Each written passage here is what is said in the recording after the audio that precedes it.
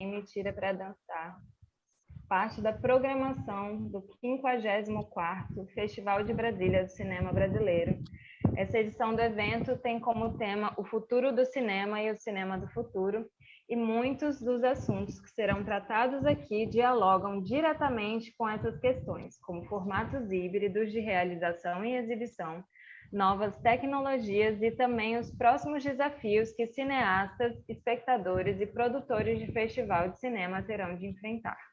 Passo a voz a Denise Lopes, nossa mediadora da mesa.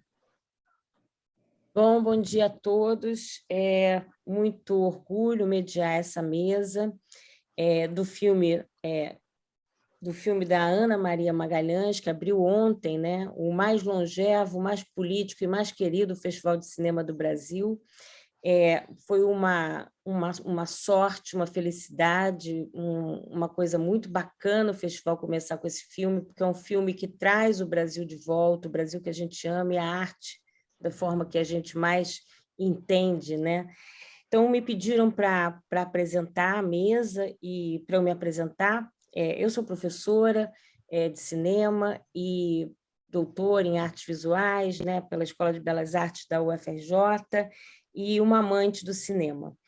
Bom, vou apresentar as 3 pessoas que estão aqui, que vão debater: a diretora do filme, o diretor de fotografia do filme e a jornalista e produtora de cinema, Marta Alencar. Então, vou começar pela diretora, Ana Maria Magalhães, que é cineasta, produtora, roteirista e atriz. Bom, a Ana quase dispensa apresentações, né? Mas é bom a gente dizer que ela lançou esse ano, né, o Mangueira em Dois Tempos, um filme que acabou de ser exibido na Cinemateca Portuguesa. Dirigiu os documentários Rei Dia, a Construção da Utopia, de 2009, Lara, 2002, uma ficção sobre a atriz Odete Lara, né, baseada em textos autobiográficos da atriz. Fez também um episódio Chamada Final, para o filme Uma Coprodução Internacional Erotique, de 1994, e a série O Brasil, de Darcy Ribeiro, premiada como melhor série latino-americana da televisão da América Latina. Ela dirigiu também médias e curtas como Mulheres de Cinema, de 77, Assaltar a Gramática, 84, Mergulhador, 85, Spray Jet, 85, Bebê, de 87, Mangueira do Amanhã, de 92. Trabalhou como atriz em mais de 30 longas-metragens, muitos deles marcos da cinematografia brasileira, como A Idade da Terra, de Glauber Rocha, Como Era Gostoso Meu Francês e Asilo Muito Louco, de Nelson Pereira dos Santos, Lúcio Flávio, Passageiro da Agonia, de Hector Babel, Os Sete Gatinhos, Neville de Almeida, O Irá, de Gustavo Dal, Quando o Carnaval Chegar e Joana Francesa, de Cacá Diegues, Garota de Ipanema, de Leon Risman e Todas as Mulheres do Mundo, de Domingos de Oliveira. Trabalhou ainda como cineasta português, Manuel de Oliveira, em Um Estranho Caso de Angélica. Na televisão, atuou em importantes produções como Gabriela, baseada na novela de Jorge Amado, dirigida por Walter Avancini, Saramandaia, de Dias Gomes, e Um Caso Especial, Quincas Berro d'Água, com Paulo Gracindo e Diniz Fati. Bom, a Ana vai começar falando um pouco do filme, mas antes eu vou apresentar o Jacques Chewich, que assina a direção de fotografia do filme, e foi assistente de câmera, operador e diretor de fotografia em mais de 100 filmes, entre curtas, longas, ficções e documentários. É uma folha corrida em prol do cinema brasileiro enorme, né? Ele iniciou a sua carreira cinematográfica em Brasília, no início dos anos 80, com os diretores Pedro Torre e Vladimir Carvalho, filmando em 16, e em Super 8 ainda, né, como estudante na Faculdade de Geografia. E O Sonho Não Acabou, de Sérgio Rezende, foi sua estreia em longa-metragem. Em 82, ele mudou-se para o Rio e começou a trabalhar como segundo assistente de câmera no filme Bar Esperança, do Hugo Carvana.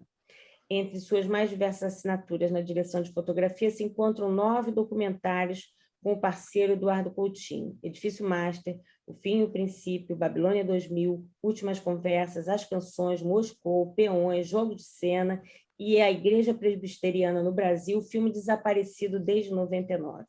Com Ana Magalhães, filmou, além de Já Que Ninguém Me Tira para Dançar, a série O Brasil, de Darcy Ribeiro, e o recente Mangueira em Dois Tempos. Seu Nos seus créditos estão ainda, né, a co-direção da série Luz e Sombra, Fotógrafos do Cinema para o Canal Curta, com 26 episódios, além dos sucessos Um Dia Qualquer, Amazônia Groove, Brincante, Bonitinha Mais Ordinária, Hércules 56, O Cinema dos Meus Olhos, Conterrâneos Velhos de Guerra, Mama África, A Pessoa para o que Nasce, entre muitos outros títulos. Cheuich é vice-presidente da ABC, Associação Brasileira de Cinematografia, e trabalha ainda com publicidade, videoclipe e shows.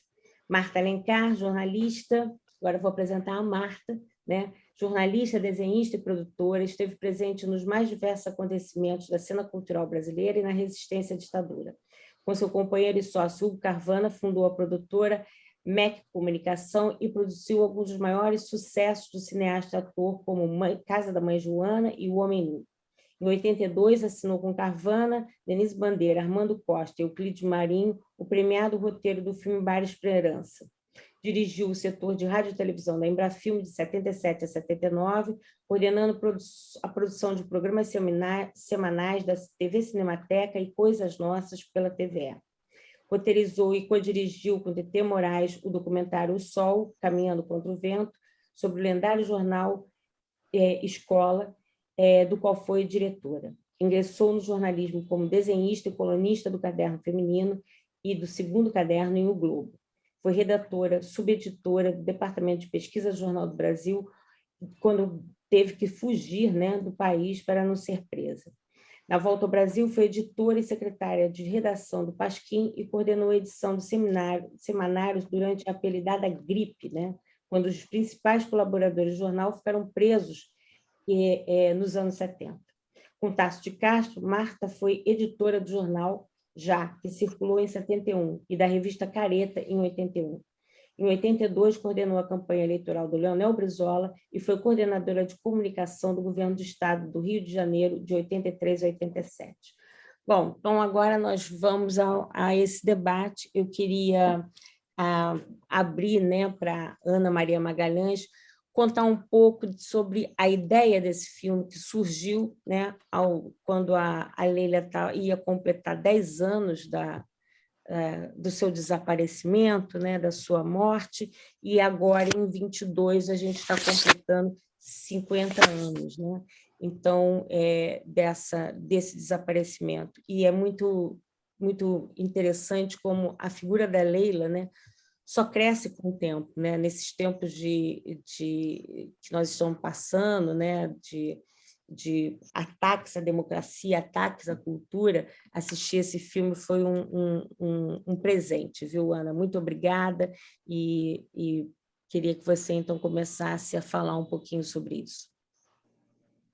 Eu fui convidada, né, pelo Cândido Mendes para fazer um vídeo sobre a Leila, nos 10 anos da morte dela, exatamente porque eles iam fazer uma mostra Vídeo Rio.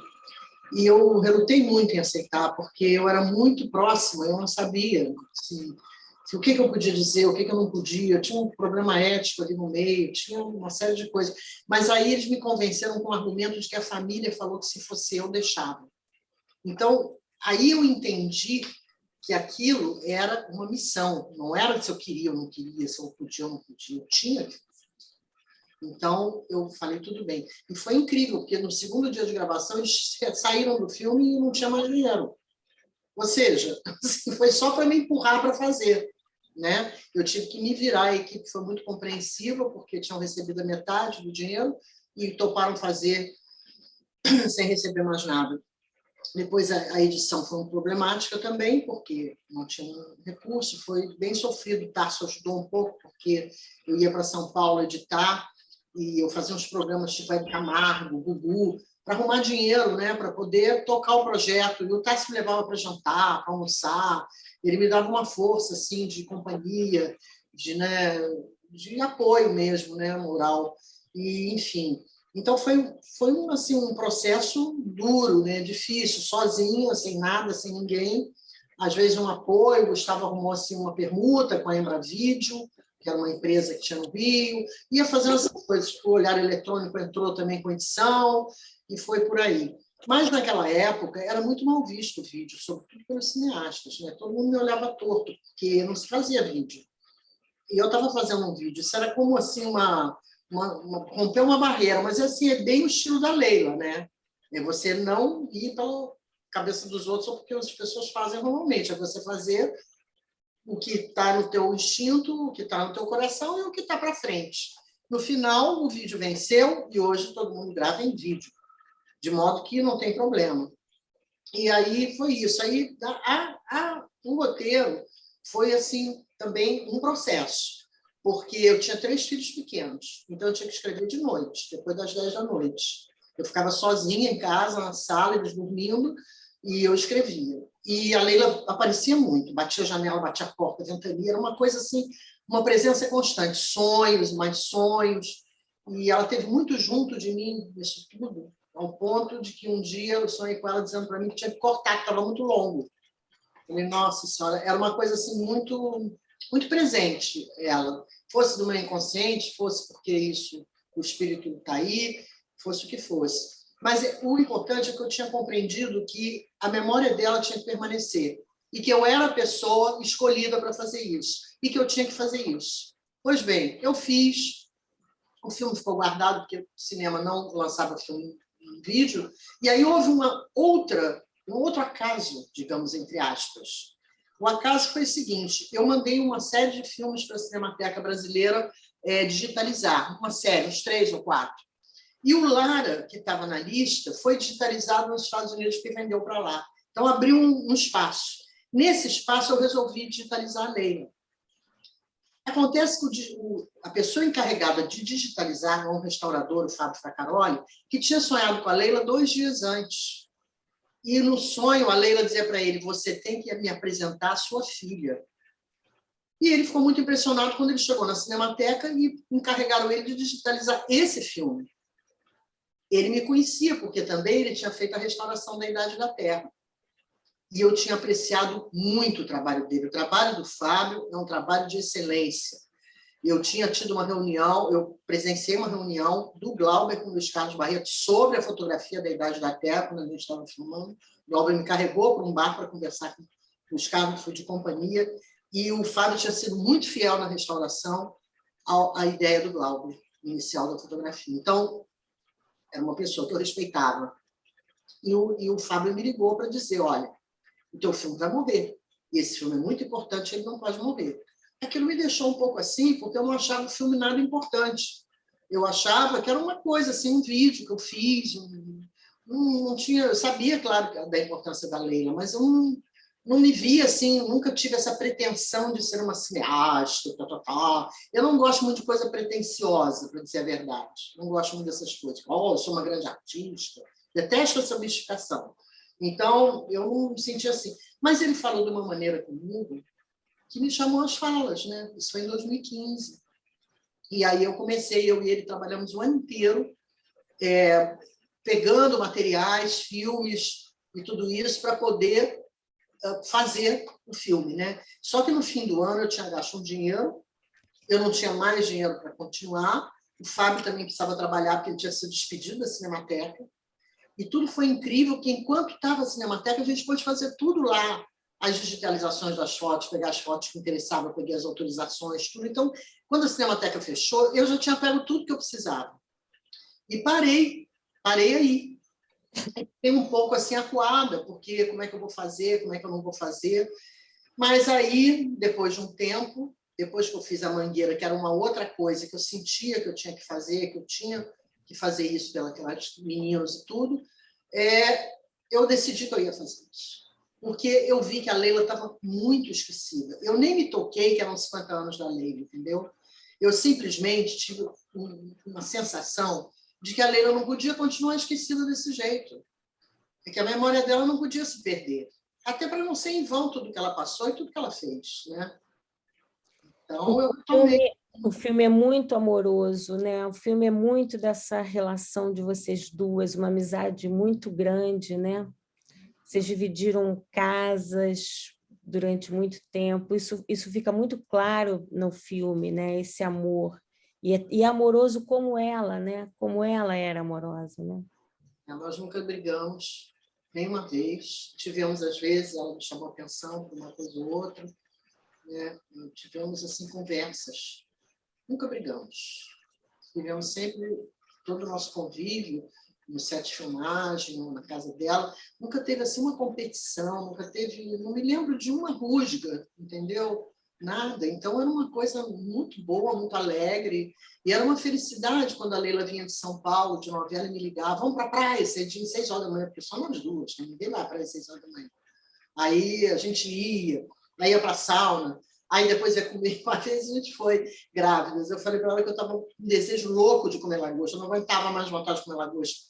Aí então vamos para o Antônio's, aí fizemos aquela mesa no Antônio na varanda com uma lagosta enorme, um vinho branco, e entra o Tom Jobim. Ele olha para a gente e fala, é saúde demais para mim, eu vou lá para dentro. Não quis saber da gente. Eu acho que uma palavra também que ressoa do filme é sororidade, né? Vocês falam nisso, a Beth Faria fala nisso, né? Uma coisa que ela tinha, né? Que não tinha ciúmes, né? Como é que era essa relação dela com as outras mulheres lindas também, todas lindas, maravilhosas, todas fazendo filmes importantes? Como era essa relação entre vocês? Olha, tinha uma turma, que era uma turma Gladys, Vera, eu, Leila, que era uma turma bem amiga, assim, né? Entre nós era tudo muito limpo, tudo dito, tudo bacana, não tinha nenhuma competição, não tinha nada disso, né? Mas a gente era meio considerado mais louca, né? As outras eram mais burguesas, né? Nós não éramos amigas da televisão, nós éramos amigas da praia, do cinema, da vida, né? Então a gente era visto mais assim como loucas, né? Éramos mulheres mais livres, mais soltas. Então assim, entre nós não havia. Agora eu não sei como é que era a Leila. Eu acho que as pessoas tinham bastante inveja da Leila, porque ela tinha essa soltura dela, né? Ela falava as coisas que ela pensava assim de uma maneira muito bacana, porque ela não ofendia ninguém, mas ela dizia o que ela pensava, o que ela sentia, né? Então, eu não sei como é que era com as outras pessoas, eu sei que houve competição com ela, sim, da parte de outras atrizes, né? Mas ela ria, ela tirava de letra muitas vezes. Às vezes, quando era uma pessoa muito próxima, ela ficava um pouco magoada, né? Porque uma pessoa próxima, ficar competindo, não era uma coisa que cabia no universo da lei. Isso não cabia no universo dela. A amizade era amizade, acabou. Entende? Então, tinha isso. Mas é claro, porque nem tudo são flores, né? Tem um depoimento da Beth Farias, no filme, que ela fala, ela que me deu o primeiro emprego, ela não tinha isso, ela ajudava as amigas, ela dava emprego para as pessoas, ela chamava. Eu fico pensando na Leila hoje, né, nesse momento, né, de feminismo e de bandeiras feministas, como todo o discurso dela se encaixa, né, com o que a gente está vivendo. Eu acho que o teu filme mostra muito isso, né? Como é que o corpo da Leila era um corpo revolucionário, né? Ela era revolucionária por dentro, sem bandeira, sem uma coisa ideológica, sem esquematismo, sem bom e mal, como é que se chama, sabe? Assim, bom e mal, feio, bonito, não sei o quê. Não tinha isso, que eu chamo assim de orgânica. Ela era uma revolucionária orgânica. Ela não precisava ler para ser revolucionária, entendeu? Ela lia muito, ela gostava muito de ler. Eu me lembro dela lendo o Júlio Cortázar, o Jogo da Amarelinha, todo o negócio de criança. Samir Rio era o livro, era a Bíblia dela, ela adorava criança, então ela tinha todo esse negócio. Mas, assim, ela não tinha uma coisa ideológica. Ela era bem solta, bem orgânica. O que ela sentia, assim, que não era legal, ela... o voto nulo, eu me lembro do voto nulo, eu não posso dizer como ela anulou o voto, que é um absurdo, que é um palavrão assim, eu não posso dizer aqui, mas a Leila, muito engraçada, ela anulou o voto de uma maneira doida, eu ri demais quando ela disse. Enquanto eu fazia campanha no trem da Central, com panfleto, a Leila estava escrevendo loucura na cédula, entendeu? A Leila era demais. E ela escrevia também, né, Ana? Poesia, né? Ela escrevia poesia. O Milton Nascimento musicou, né? Essa poesia. Linda essa poesia. E você coloca isso também no filme, né? Numa cena do Todas as Mulheres do Mundo. Ela tinha muita ligação com a poesia. Ela até conheceu Manuel Bandeira, a Marta pode falar sobre isso. O Bandeira foi tirar ela da delegacia uma vez, ela estava com o irmão da Marta, novinha, na praia, e a polícia perguntou, não sei se eles estavam se beijando, não sei o que era, e levaram para a delegacia, e o Bandeira foi lá tirar, e ela aí ficou amiga do Manuel Bandeira. Então, ela era uma pessoa muito ligada, intrinsecamente ligada à poesia. O próprio Vinícius salvou ela de uma curva, não é? Porque no início do filme o Luiz Eduardo conta, né, que ela ia ser currada, e porque ela estava com aquele livro, com o mesmo poema, eles dispensaram. Então, a poesia foi uma coisa. Depois, Carlos Drummond escreveu uma crônica linda quando ela morreu, uma das coisas mais bonitas que eu já li. Ele não quis me dar entrevista, porque ele disse que não conhecia ela, que não tinha e tal, não sei o que eu pedi a ele. Mas ele disse que não ia. Mas aí tudo bem, porque é muito bonita a crônica dele, e você está dizendo que ela libertou as mulheres da escravidão. Eu acho que até os homens, por mais machistas que fossem, eles tinham aquela admiração de ver que ela não seguia as regras, que ela não se submetia. Não é? Eu acho muito bom quando o Nelson fala, naquele tempo os homens não estavam equipados para acompanhar uma Leila, porque eles não estavam equipados.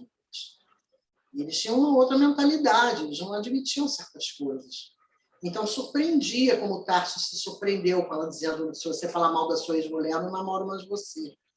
Porque não tem isso de falar mal da ex-mulher, entendeu?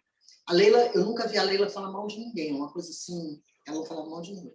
Ela fez uma restrição, uma vez, que eu senti que era contra a Regina Duarte. Agora a gente vê que ela tinha toda a razão. Então, assim, não era assim, nada ofensivo, nada assim, mas você sentia que essa aí não passa ali. Alguma coisa aconteceu, mas ela nunca comentou, nunca foi assim agressiva, nunca falou mal. Entendeu? Não é uma pessoa de ficar fazendo fofoca falando mal dos outros. Ela levava na brincadeira as coisas, ela fazia umas piadas, na ironia, né? Uma moça homossexual que foi dar em cima dela, uma cantora, ela falou, não, a primeira tem que tirar o rímel. A mulher, com o rímel, tem que tirar o rímel. Ela falava essas coisas. Ela se saía dessa maneira, né? E essas frases, esse clima está muito presente no seu filme, né? Você não dispensa nada, eu achei muito interessante isso. É capa de jornal, é foto. Você pegou um material muito grande de pesquisa e não dispensou nada, né, Ana? É que eu sou obsessiva com pesquisa, né? Eu sou tarada por pesquisa. E não tem mais porque os arquivos estavam fechados, foi muito difícil conseguir essas coisas, algumas coisas. Não as capas de revista que eu já tinha conseguido em 2015 em São Paulo, mas as outras coisas de jornal, de tudo, as fotos. Mas eu sou obcecada, e todo filme meu que mexe com pesquisa tem uma pesquisa gigantesca, que depois eu não sei o que eu faço com aquilo tudo. Mas é bom, porque mesmo que não apareça, fica por debaixo. A pessoa acaba sentindo uma coisa que não viu, porque ela está presente ali, né? Então, assim, eu acho a pesquisa uma coisa muito importante, porque você, para falar das coisas, você tem que ter conhecimento. Eu sou muito séria nesse ponto, eu não gosto das coisas de orelhada, eu não gosto das coisas que não são checadas, eu vejo muita coisa errada que se fala de mim, de você. Poxa, a pessoa não checou, a pessoa não leu, a pessoa não procurou, entende? Eu acho que você tem que ser rigoroso nesse ponto. Porque o documentário é história. Então, você pode... Foi muito difícil para você acesso a esse material? A esse material de pesquisa? Foi muito difícil? Foi dificílimo no ano de pandemia, com tudo fechado. Você imagina. A Funarte, o rapaz muito solícito, ia lá de 15 dias, sei lá. Depois o prédio estava com problema hidráulico, não podia mais ninguém entrar. Na hora dele me entregar as coisas, não podia mais entrar para pegar, estava digitalizado e enviar. Né? O Arquivo do Estado de São Paulo, que é sensacional, não do Estadão, do Estado, onde eu peguei todas aquelas capas de revistas presencialmente, estava fechado, não tinha. O Arquivo Nacional só por internet. E aí os sistemas, cada um tem um sistema de... Eu contratei uma pesquisadora, eu achava que não ia precisar, eu contratei a Rita Marques, porque eu falei, não vai dar, eu não vou conseguir, não vou aguentar. Então, cada arquivo CTAV, então, fechado, não tem. Um chutava para o outro. Né? A Cinemateca do MAN, para conseguir 4 fotos, foi tive que pedir socorro ao Jaque, estava quase falando com o presidente do MAN, porque não conseguia. Então, assim, foi tudo um sufoco para conseguir, né? Os filmes não, porque os cineastas foram muito bacanas, né? Todos muito bacanas, então não teve problema. mais as fotos, os jornais, né? Aí depois que eu fui descobrindo, aí sim, comprei do Globo, que tinha do Globo, comprei deixa eu ver, do Correio da Manhã, não sei, tinha um monte de jornal lá, eu comprei, né? A própria TV Globo também eu comprei alguma coisa. Aí sim, foi melhor, foi mais fácil porque funcionava. Mas foi tudo bem demorado. Isso atrasou muito a edição do filme, entendeu? Atrapalhou muito, porque teve que interromper, teve um momento que tinha que interromper, porque precisava botar as imagens. Uma tragédia isso, né, Ana? Agora, além disso, tem imagens gravadas antes, gravadas agora pelo próprio Jacques, e a cara do filme é muito boa. As imagens parecem muito bem, como vou dizer, tem uma cara, elas estão muito bem colocadas. Isso é um trabalho do Jacques, né? Talvez o Jacques pudesse falar um pouco como é que ele conseguiu, né, com um material tão vasto, tão diferente, conseguiu dar uma unidade a esses diversos suportes, né? E como é que foi esse trabalho do Matic, né? Passar o Matic porque o filme começou como um vídeo, né? O filme é um vídeo e que foi transformado agora, né, para esse formato. Então, talvez o Jacques pudesse falar um pouquinho, hein? Ou Sim. Você, né? Eu só queria fazer uma ressalva, que a restauração do Matic foi feita pelo Fábio Fefferoli, que é o restaurador. Sim, claro. O todo do Matic foi restaurado assim, durante meses. Foi um trabalho muito pesado, porque o Matic é terrível, é muito difícil.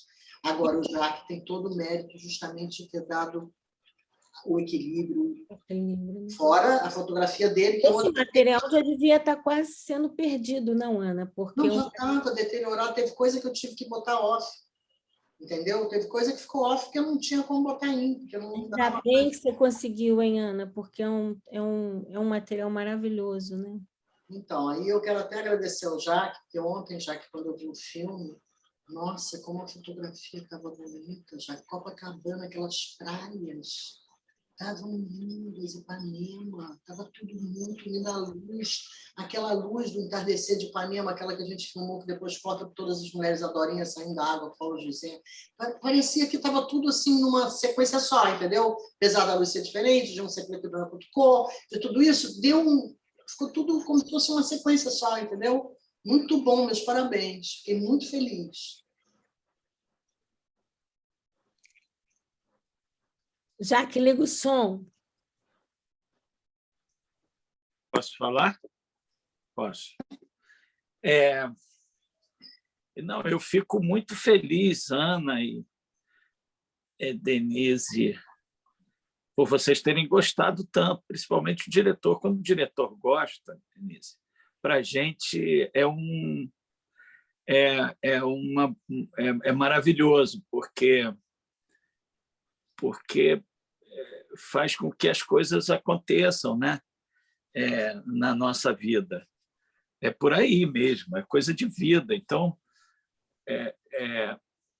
eu vou voltar um pouco atrás, quer dizer, quando eu comecei a trabalhar com a Ana Maria,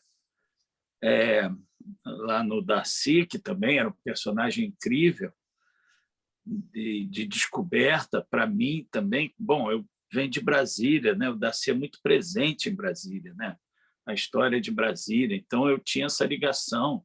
A primeira vez que eu fui na UNB, quando eu era criança, com minha mãe, visitando, ela falou assim, essa faculdade aqui foi o Darcy que fez, essa universidade.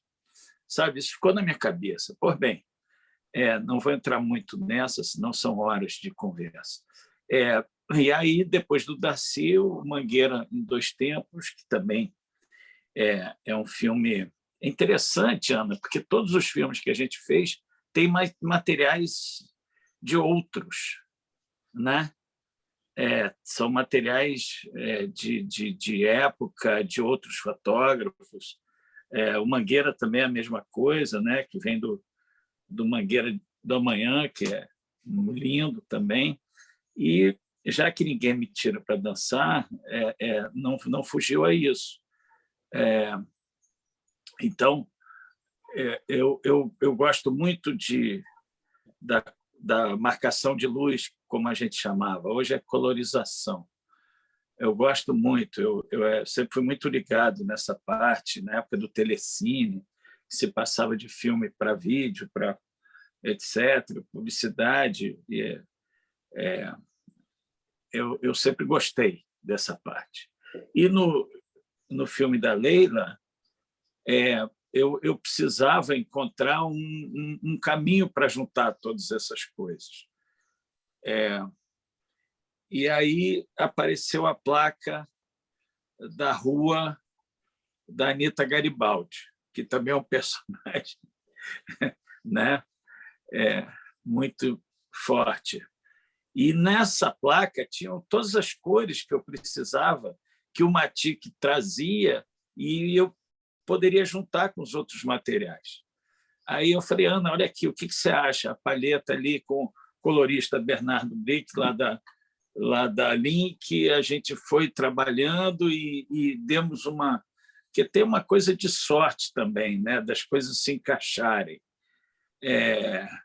E com o Bernardo a gente já tinha trabalhado no Darcy, e ele melhorou muito de lá para cá, evoluiu na profissão, ele realmente fez um trabalho lindo e super orgânico com o que precisava, e a gente foi deteriorando um pouco a imagem nova, que estava em 4K, com a imagem Matic, a quilômetros de distância de definição, mas para a gente conseguir ter essa harmonia de cor, para que não desse saltos, né, visualmente.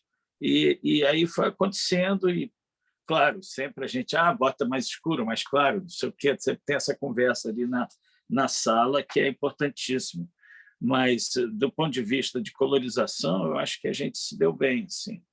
E tem umas coisas que eu adoro também, tem a coisa da noite americana, que a Ana contava, né, desse banho de mar da Leila, e a gente foi e fez uma noite americana na Joatinga, de verdade, na câmera, o assistente de câmera, que é já da geração 4K, nunca tinha visto fazer noite americana na câmera, com filtros. Ele estava acostumado sempre, faz na pós, não sei o quê.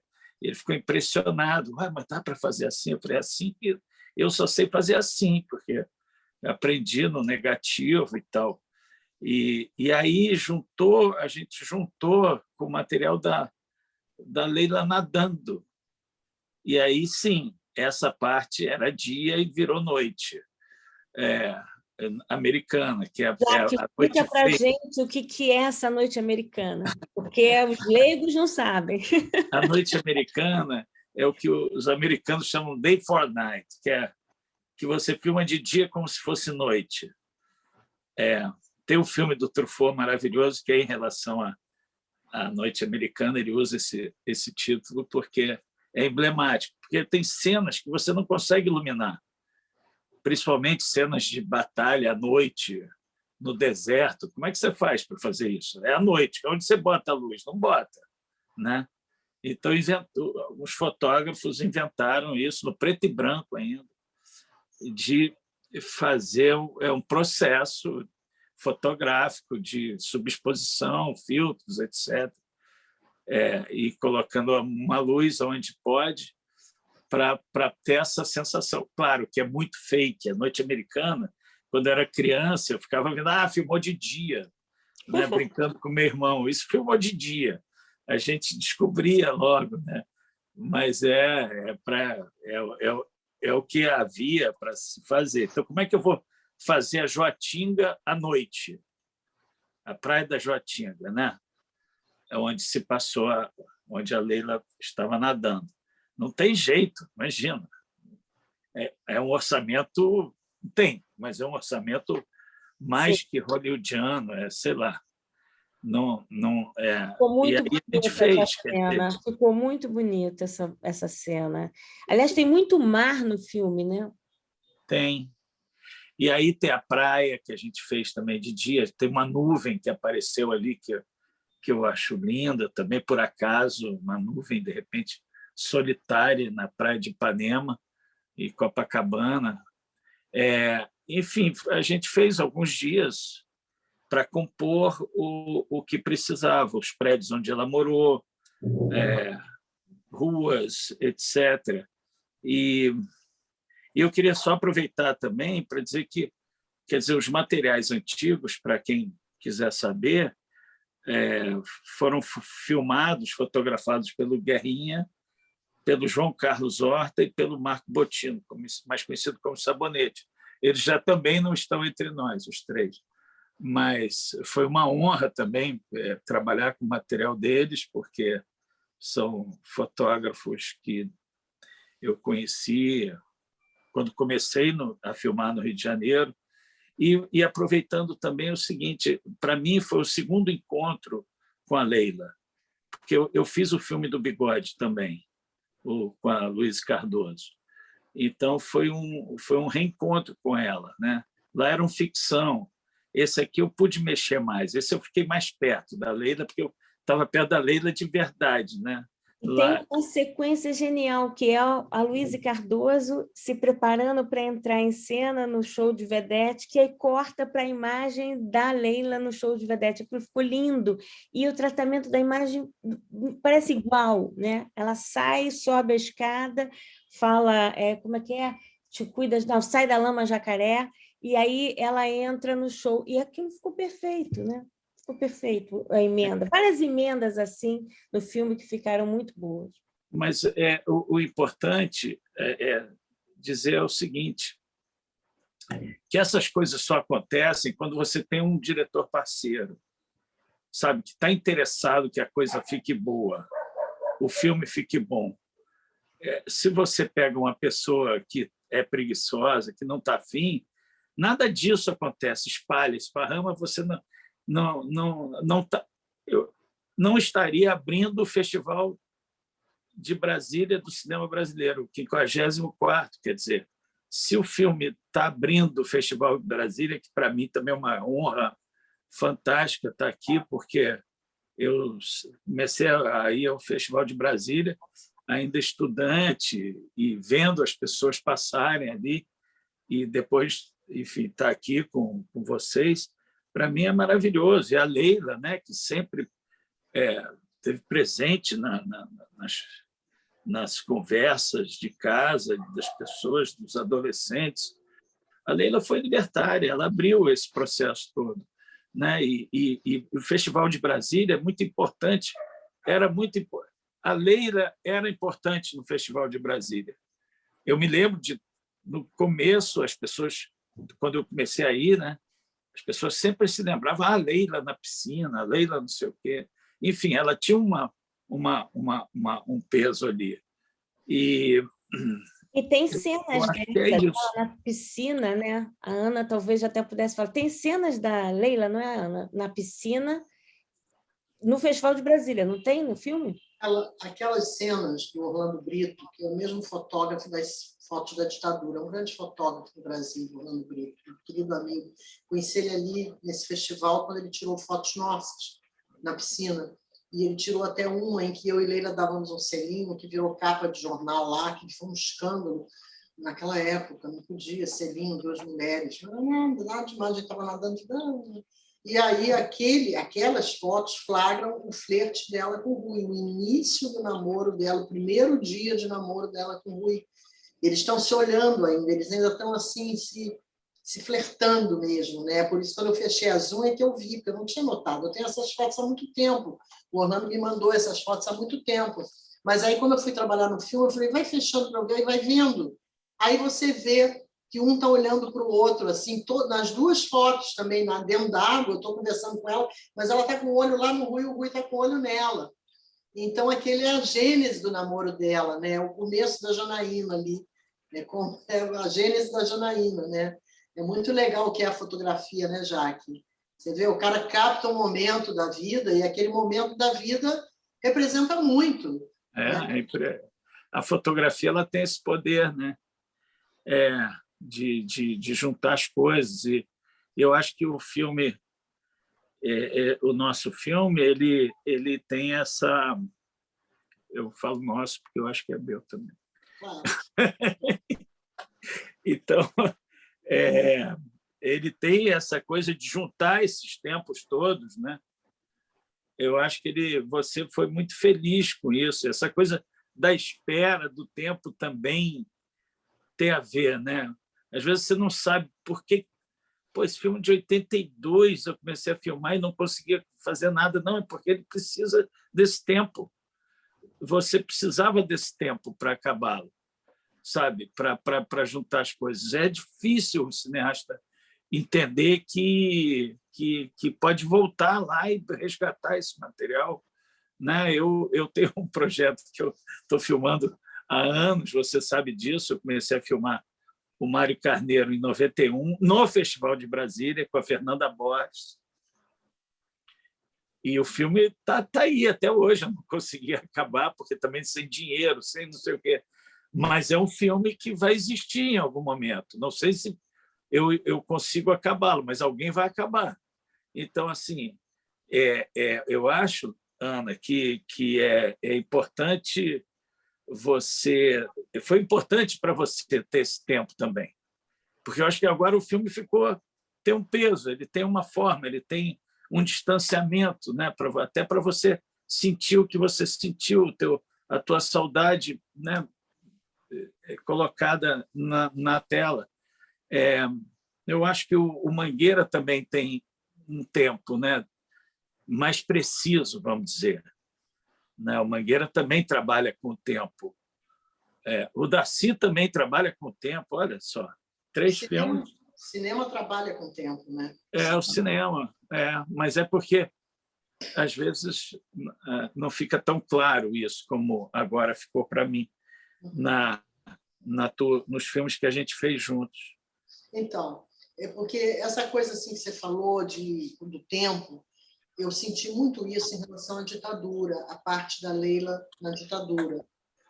Porque, na época, eu acompanhei tudo isso. Eu me lembro do dia que ela voltou, que ela tinha assinado o papel na Polícia Federal, dizendo que não ia falar mais palavrão. A Leila estava arrasada, porque assinar um papel desse é se autonegar, né, diante da sociedade, diante da polícia, das forças de repressão. Ela ficou arrasada. Então, eu me lembro tudo isso, mas aquilo era uma avalanche, era uma coisa tão assim, que a gente não conseguia pensar sobre isso, entendeu? A gente ficava naquela opressão, querendo agir, querendo fazer alguma coisa, mas não... E agora, quando eu fui montar a entrevista do Marcelo, eu até peguei trechos que não estavam antes e botei. Que eu tive uma perspectiva histórica disso, que eu percebi uma série de coisas que eu não percebia na época.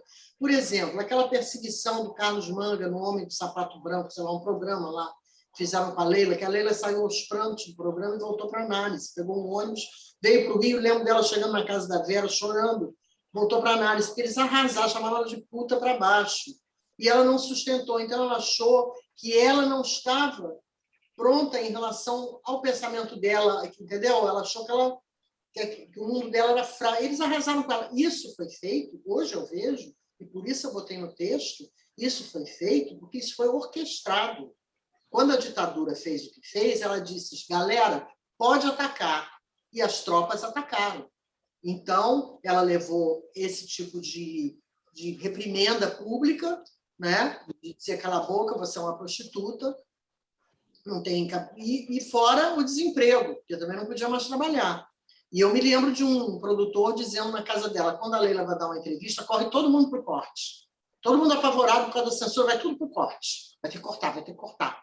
Então, até para entrevista. Então, ela já não podia fazer novela, não tinha mais o ganha-pão dela, ela quase não podia dar entrevista, ela fazia assim, um Silvio Santos, fez o Júlio do Flávio, que acolheu ela, ainda bem, mas ela não podia mais trabalhar. Esse corte econômico, a gente conhece hoje em dia o que é. Na época, fica aquela angústia, meu Deus, não tenho dinheiro para pagar aluguel, como é que eu vou fazer esse mês? E Você não tem essa visão. Eu, editando agora, eu vi que foi tudo combinado. Assim, lança o decreto, avisa as televisões, fazem os programas, jogam ela no fogo, e é o ponto que vaza para as ruas. De repente, a gente está na praia e uma garota fala, ai, que nojo dessa barriga. Falou isso, uma coisa assim, agressiva. E, então, eu acho que é isso que o filme ganha, quer dizer, o tempo ganha, né?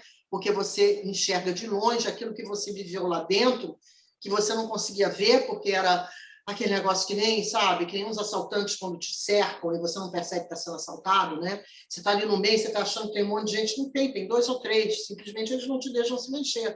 Então você pensa que tem um monte, mas não é. Então isso eu acho que foi mesmo. E também a outra coisa é que o filme tinha que sair agora. O filme tinha que sair agora nos 50 anos dela, entendeu? Pela situação que nós estamos vivendo atual, até o Noblar escreveu sobre isso, a situação que nós estamos, que é muito semelhante à daquela época. Então, o filme tinha que sair, porque se a gente quer que a Leila fale, que a Leila seja conhecida, que a memória dela seja lembrada, esse é um ponto muito importante, que é o ponto da perseguição da ditadura. Ana, eu tinha deixado essa parte para o final, que a gente tem mais 1 hora, agora acho que a gente tem que focar nisso mesmo, né? Tem já algumas perguntas aqui, o Ricardo Corta perguntou até que ponto a ditadura foi responsável também pela morte da Leila Diniz, porque parecia que ela estava muito triste nesse momento, né? Todo esse cancelamento, toda essa perseguição. Talvez fosse bom você explicar um pouco, né? A Marta também pode falar depois sobre a entrevista do Pasquim, que foi o número mais vendido, né, do Pasquim. A Marta me corrige se eu estiver errada. Não, foi um dos números mais vendidos, quando estava atingindo 220 mil. Nossa! 220 mil... E caiu como uma bomba, né, na moral dos bons costumes, quer dizer, que é uma coisa que está acontecendo hoje, né, essa briga com o corpo, né? A Damares, essa coisa toda que tem essa perseguição também aos corpos. Então, queria que você falasse um pouquinho disso, né, Ana? Se você, Marta, enfim, que Marta também foi muito próxima da Leila em outra geração, mas muito próxima, se a ditadura teve essa parcela, né, de uma aniquilação, né, de uma alegria, de uma vivacidade que ela tinha. Eu acho que a Marta podia falar do Pasquim agora, para poder as pessoas entenderem. Claro, isso. Claro. Eu gostaria de falar sobre isso, porque, na verdade, a repressão da ditadura não eram só os movimentos populares, sindicais, a reação organizada e até clandestina das diversas organizações que ameaçavam a ditadura. Na verdade, estava na nossa cultura, na nossa formação cultural mesmo, patrimonialista, colonial, punitiva, católica, protestante, tudo que tem a ver com pecado. Essa posse que as mulheres tiveram do corpo, começaram a tomar posse de seu próprio corpo, no qual a Leila teve um papel importantíssimo. Essa questão também, eles perceberam, chegou uma hora que eles perceberam que eles tinham que parar com isso, que tinham que acabar, e foi aí que entrou a repressão, a censura ao Pasquim, a perseguição à Leila.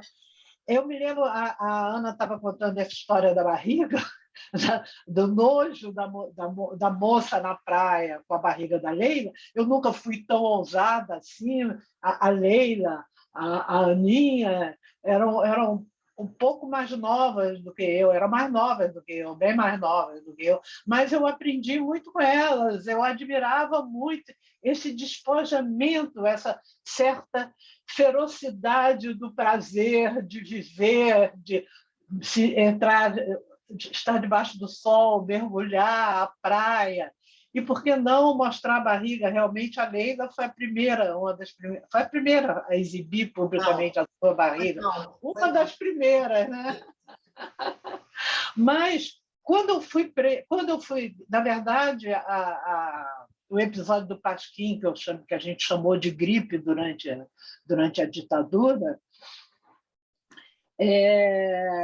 eu fui presa, prenderam a equipe toda, praticamente, todos os grandes nomes, só ficaram de fora o Milor e o Enfio, que ficaram nas suas casas e que não foram na casa deles prender. O Enfio mudou de casa, enfim, eles criaram alguma proteção para não ser levado no mesmo dia na prisão, mas eu fui presa, eu estava grávida, eu estava sozinha em casa com a menina que estava tomando conta do meu filho mais velho.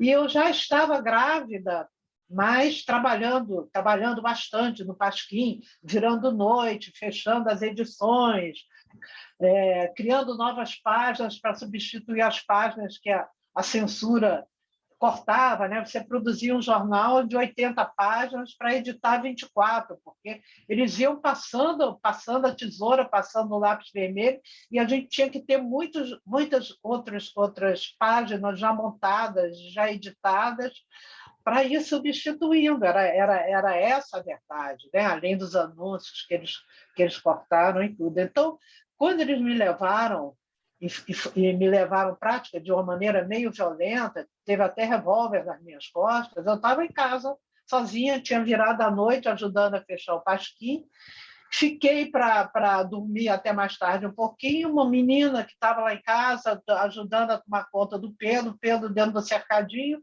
e eu já com uns 4 meses de gravidez, mas muito assim, já ainda de jeans, meio disfarçando a gravidez para me movimentar na redação, para organizar um pouco aquela marcharia que funcionava lá o dia inteiro. Então, a minha barriga ali não tinha muito a ver. Então, quando eu entrei, eu fui interrogada por um major baixinho e que tentou me intrigar com a equipe, querendo dizer que todo mundo recebia, querendo saber quanto eu ganhava, que todo mundo recebia verbas milionárias, que eu estava, na verdade, sendo sacaneada por aqueles machos e tal coisa.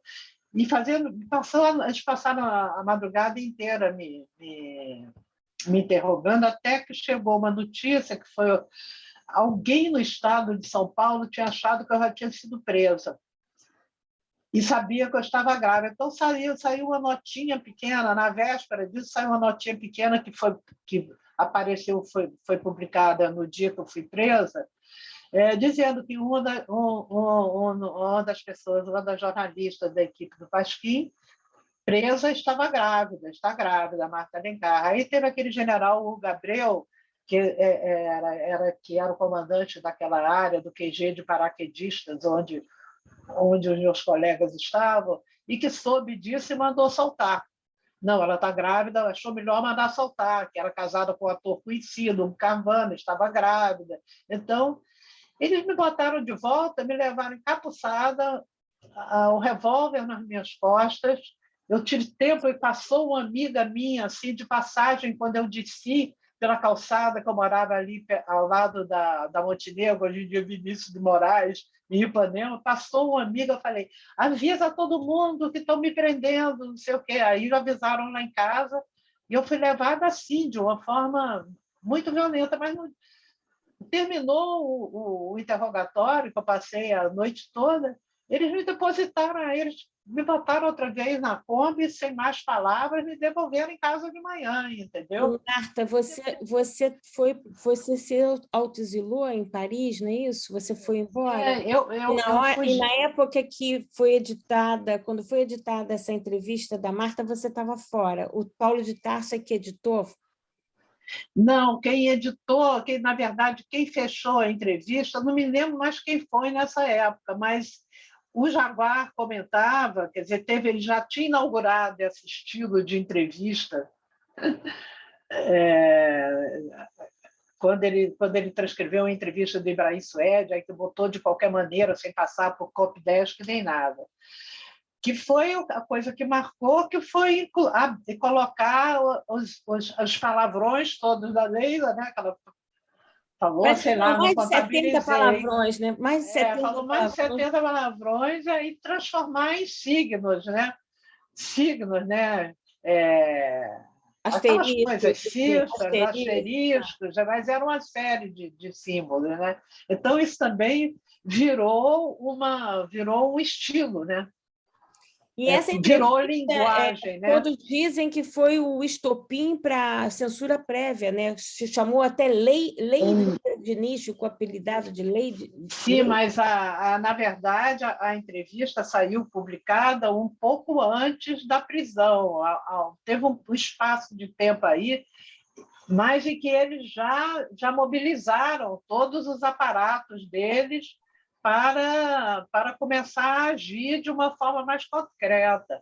A presença da censura prévia, presente. Mas nós fomos, durante algum tempo, manejando isso. Eu já estava dessa vez, quando eu voltei a prisão logo foi em depois. 70, a entrevista foi em 69, mas a lei saiu logo depois da entrevista, não é isso? A lei da censura prévia. 2 meses. Acho que saiu um pouco depois, né? 2 meses. 2 meses depois. Saiu em janeiro, a entrevista foi no fim do ano, novembro. Foi uma coisa assim, 2 Em meses. novembro de 69. E a lei ficou apelidada de Leila Diniz, né? É. Então, tem uma coisa que eu queria falar. Esse negócio... Porque, na verdade, o que detonou a prisão do pessoal foi o cartoon do Eu Quero Mocotó, né? Não, eu sei, mas assim, em relação à entrevista da lei, foi o estopim, né? Sim, foi. Prévia. E aí se estabelecer a censura prévia na redação. Isso, né? De como ela perde o emprego na Globo, de como o Flávio Cavalcante a acolhe. Isso tudo. Eu só queria completar para dizer que esse caráter machista e homofóbico, e moralista, e castrador dessa repressão que começou a vigir e que recrudesceu com a entrevista da Leila, ficou claro porque quando eles me chamaram, não só durante o interrogatório, mas quando eles me chamaram, um pouco depois que eu voltei para prestar o novo depoimento, o mesmo major que me interrogou naquela madrugada, me recebeu e reclamou que eu tinha atrasado. Aí eu já estava com um vestidinho, a barriga mais assim para frente, né? Aí ele falou exatamente isso. Vira essa barriga para lá, tira essa barriga da minha frente, não adianta ficar esfregando essa barriga na minha cara, não, porque para mim você é macho. Para mim, é uma pessoa que fica trancada numa sala a madrugada inteira, trabalhando com um monte de macho, é macho. Você devia estar aí com os seus amigos, com os seus companheiros, entende? Quer dizer, é o ódio que se manifestava contra qualquer tipo de liberdade, mas contra a liberdade da mulher, contra o domínio da mulher sobre o seu corpo, né? E sobre a sua vida, e de assumir o seu lugar, o seu espaço. Eu trabalhava num jornal que era chamado de Machista. Eu era do cargo eu era secretária de redação, editora e secretária de redação. Eu fechava o jornal, fazia o fechamento do jornal. E eles nem sabiam o que era isso, porque quando eles me interrogaram, eles me pouparam de muitas perguntas, porque eu disse que eu era secretária de redação e eu vi que eles achavam que eu ficava atendendo o telefone, sabe? E batendo a máquina alguma coisa. Então, eu me mantive fazendo aquele papel, aquele personagem, e que foi o que me salvou. Dureza, né, Marta? Dureza. Ela lançou, quer dizer, ela criou um comportamento na imprensa também, né? Com essa liberdade dela, ela acabou criando uma nova linguagem, né?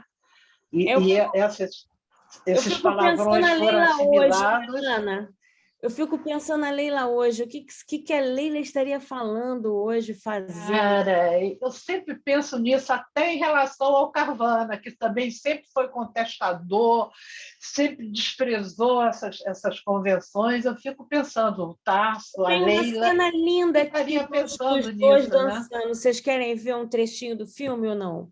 Querem ver? Tem a cena do filme, uma cena linda do Carvana dançando com a Leila. Querem ver, não? Eu acho, não sei se vai atrapalhar aqui o correr da história, mas realmente é um hino à liberdade aquela cena, né? Os dois. A Isabela Pavão pediu. Passo rapidinho? Acho que posso passar aqui rapidinho. 2 minutos, não vai atrapalhar, não. Ó. Enxuga as lágrimas dos olhos teus. Deixa o passado, pelo amor de Deus. Tristeza que não tem lugar pra que... Depois eu tive a felicidade extraordinária de filmar a Leila em Amor, Carnaval e Sonho. E me lembro que a primeira sequência do filme, com Leila Carvana, é uma cena que ficou tão forte, até muito mais forte que eu imaginei. Iconoclástico, uma abertura do carnaval, e é uma sequência que antológica. E ter carnaval pra gente sambar. O importante é ser fevereiro. E Só pra ter gente ver. carnaval pra gente sambar. Só para a gente Qual é? passar esse pedacinho do filme, já que a gente falou nos dois. Né? Aliás, Ana, o seu filme tem isso, né? Além da homenagem à Leila, traz vários personagens que já se foram. O Paulo José, que a gente perdeu agora, o Nelson Pereira dos Santos, o Sarraceni. É uma delícia ver esses depoimentos antigos e com o olhar de hoje. Queria que você falasse um pouquinho sobre isso, Ana. A sorte dos depoimentos não é só, claro, eles estavam vivos, mas é também que ainda só tinha 10 anos que ela tinha morrido, então as pessoas estavam com a memória fresca. As coisas tinham acontecido relativamente há pouco tempo. Então, eles poderiam falar como eles falaram, porque estavam lembrando de tudo, né? Eu queria lembrar só uma coisa, porque no filme até a Vera, quando viu, falou comigo, mas eu falei, não, mas está lá. Que é o seguinte, Vera Barreto, né? a Vera Barreto Leite, ela ficou de barriga de fora quando ela ficou grávida da Mariana de Moraes. Mas passou assim, ela ficou, acho que a Mariana nasceu no inverno, acho que no início da gravidez ela ia à praia, depois já estava inverno. E aí, eu me lembro da Vera falando para a Leila, não, que era bomba para a barriga por causa da saúde, porque tomava sol, porque o bebê, tudo isso. Então, por isso eu falo no filme, a Vera mirou a saúde, você acertou no tabu. Porque a intenção não era, né? Era saúde, isso é bom para a saúde, por que eu vou, né, esconder? Agora, eu, pelo menos, admirava muito a Marta também, porque a Marta era essa batalhadora, ela trabalhava feito uma louca, num padrão intelectual, que é o padrão de jornalismo, e com barrigas sucessivas. Eu me lembro que uma vez eu falei, empatamos, estou grávida do terceiro. Ela, não, que agora eu estou grávida do quarto. Eu falei, poxa vida, Marta, não dá folga. E você sabe que minha mãe me dizia assim, quando eu vivia, eu na militância, nas reuniões, ainda vivendo em casa, dessa eu não espero filhos, não espero netos, porque vive em reunião, vive trancada em reunião, fumando no bar com os amigos, bebendo.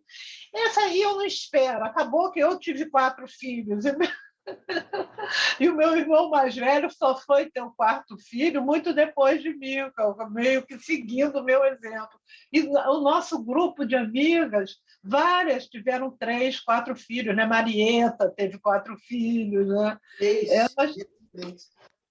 Não, ela teve 4, ela completou 4, a Marieta. Marieta, 3 meninas, Helena, Luísa e Silvia. Cara, é isso mesmo, Helena, Luísa e Silva.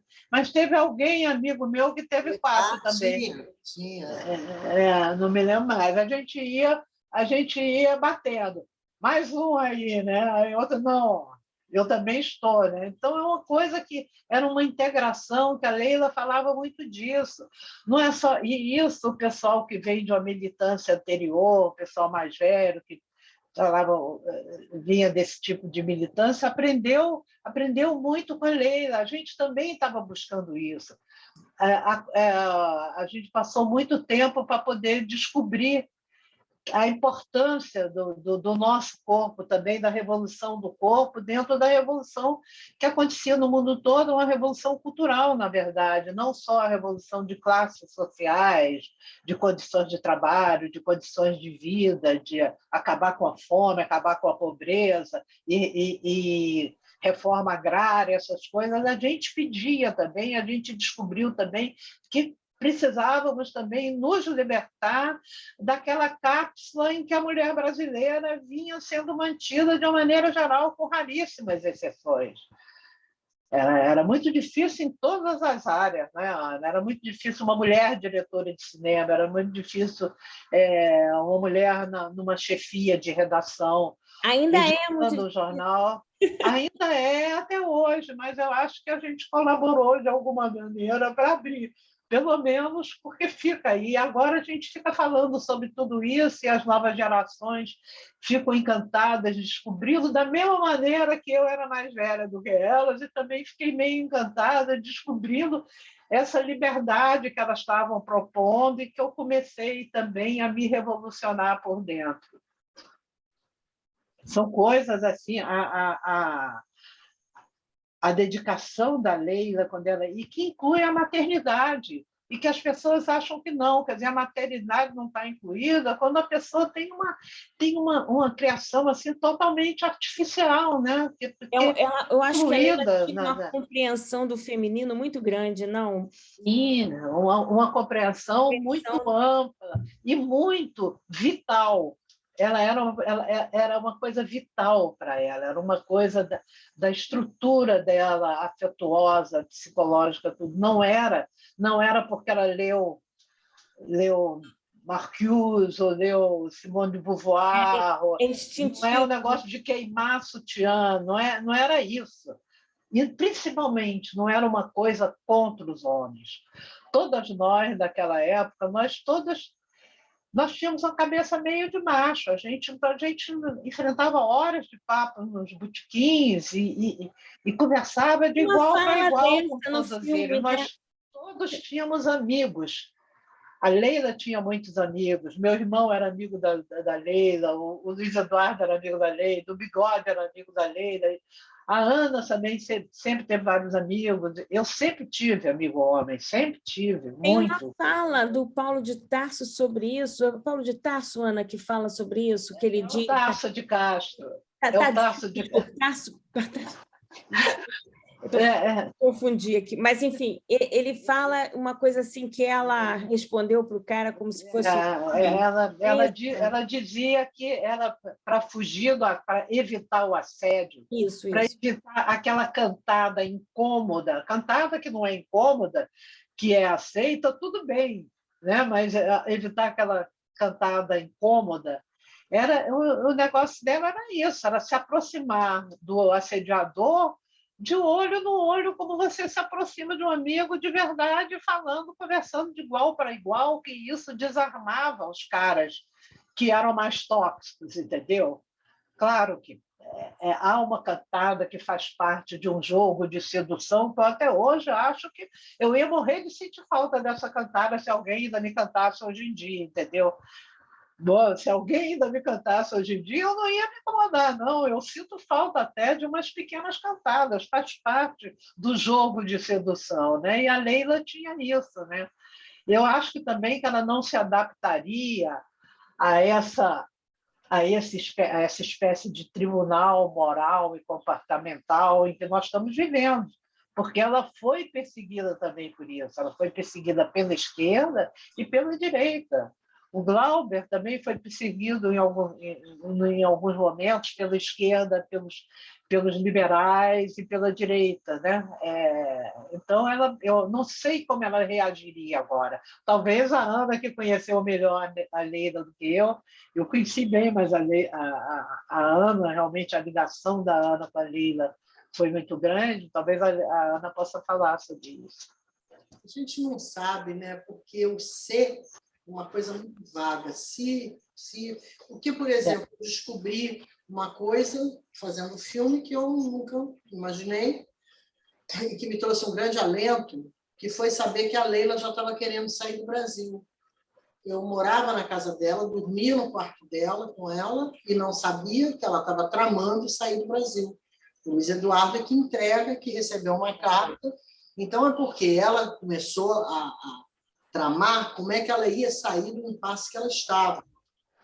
Porque, no último momento, ela tinha sido convidada por Braulio Pedroso, ia fazer uma novela no Globo. Ele era muito amigo da Leila, ele tinha ficado doente, a Leila foi muito parceira dele, e ela ia fazer uma novela do Braulio, que depois virou o Boff, mas eu acho que antes não era o Boff, porque ela ia ser As Panteras, não sei como é que era o nome, porque eu cheguei a fazer teste dessa novela, acabei fazendo o bofe. Mas ela chegou a experimentar roupa, sapato, quando veio a notícia de que não, que ela estava fora da novela. E isso foi uma paulada nela, porque ela passou muito tempo tentando recuperar esse terreno. Nesse sentido, até o Flávio Cavalcante foi bem amigo, porque ela já tinha atacado o Flávio Cavalcante, já tinha falado assim, mas o Eduardo Sidney, que era um produtor de televisão que adorava a Leila, conversou com o Flávio, levou a Leila lá para falar com ele, e o Flávio escondeu a Leila durante um mês na casa dele em Petrópolis. Quando a prisão foi decretada, o Flávio levou para a casa dele e ninguém entra na casa do Flávio Cavalcante. Tinha um programa de televisão todo domingo, ninguém ia fazer. Então, inclusive identificado com os setores da direita, então não iam fazer isso. Mas, assim, ela viu, então, nesse final de vida, que não tinha mais saída para ela no Brasil.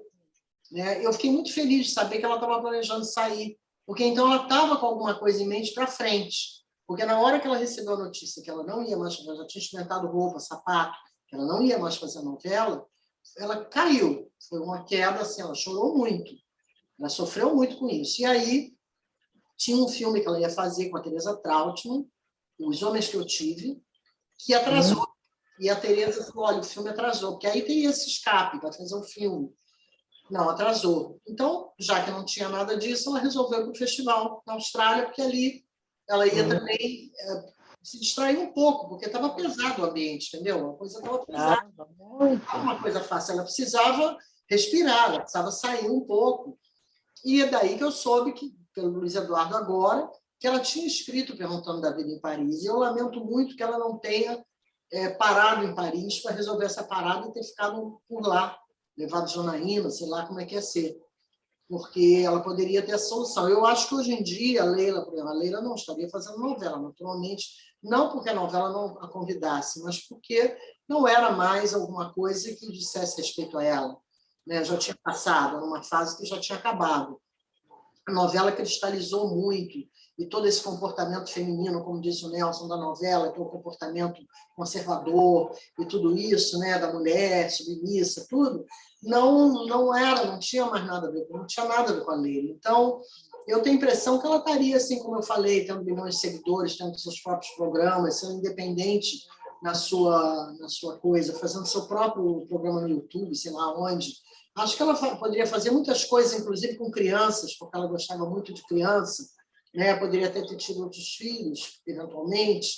Ela tinha muita paixão pelas crianças, sabia lidar muito bem com as crianças, sabia botar limite e sabia brincar, sabia levar as crianças, né?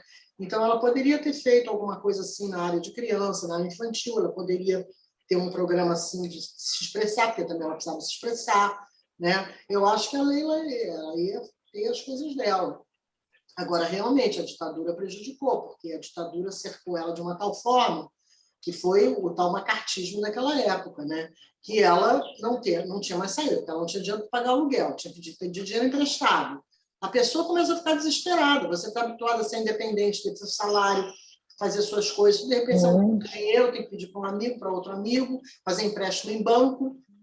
Aí você começa a ficar numa situação, para quem está habituado, inclusive, a ganhar bem, como ela estava, e tudo, ter uma vida tranquila, é uma barra pesada, né? E também porque não está trabalhando, não está fazendo aquilo que ela sabe que ela gosta de fazer. E você acompanhou isso bem, né, Ana, esse momento, né? Eu acompanhei isso, infelizmente, porque foi de muito sofrimento.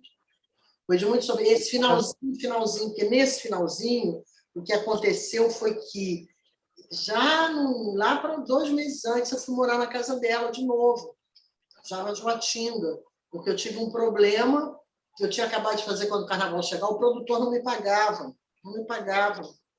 Até no dia seguinte que a Leila morreu, eu fui dormir na casa da Vera. E o Carvana foi lá, me acordou e falou, hoje você vai receber. Me levou lá para receber o dinheiro. Porque eu fiquei 2 meses sem receber o dinheiro, precisando do dinheiro com um filho pequeno. Eu ia lá no escritório, pegava um táxi da Joatinga, o cara dizia... e não pagava. Então, a situação do cinema também estava complicada. E a gente estava nessa situação. E a Leila sem trabalho também. Então, foi um período, eu fui morar lá enquanto eu alugava um apartamento. Tanto que, quando ela voltou, o apartamento já estava alugado, mas eu precisava pintar, precisava arrumar. E eu fui com o Gustavo Dal raspar a parede, nós dois, para pôr para fora aquela dor, aquele sentimento, aquela perda. E eu deixei lá a Joatinga, né, que era um apartamento emprestado para a Leila, de um amigo dela, e fui embora.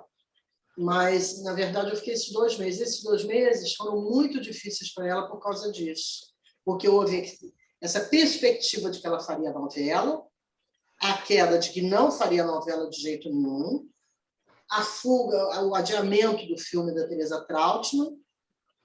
Então, o Gustavo queria fazer As Bandidas, mas ainda não tinha o dinheiro, ainda estava batalhando. Então, a gente estava assim, numa situação do cinema também complicada, e ela foi nesse rodão.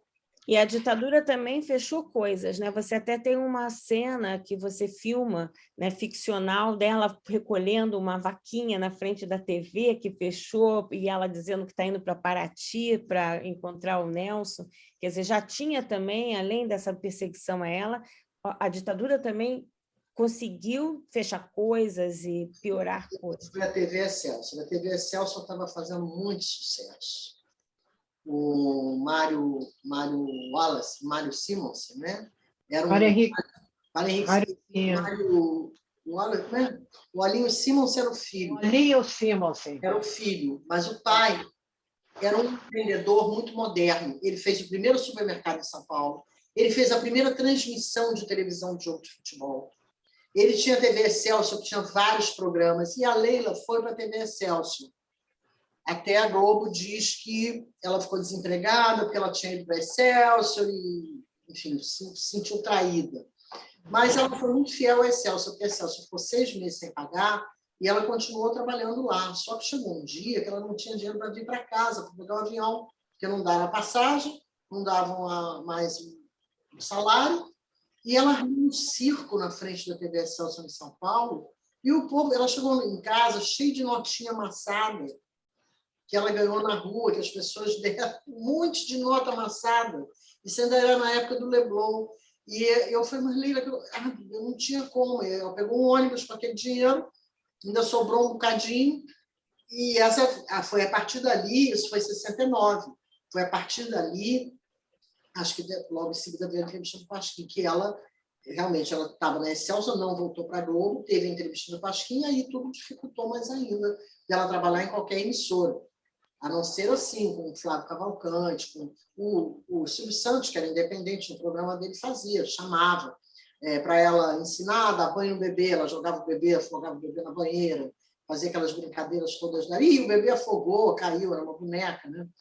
E ela fazia tudo isso, o Silvio Santos adorava. Mas eram quadros, era uma coisinha assim esporádica, pintava um dinheirinho para fazer um supermercado, mas não... Terrível. Né? Eu tenho uma questão de ordem. O Jacques Chewis caiu e ele está tentando voltar para a sala. O pessoal da técnica ajuda ele aí a voltar, porque ele está falando aqui no WhatsApp. Com certeza. Obrigada.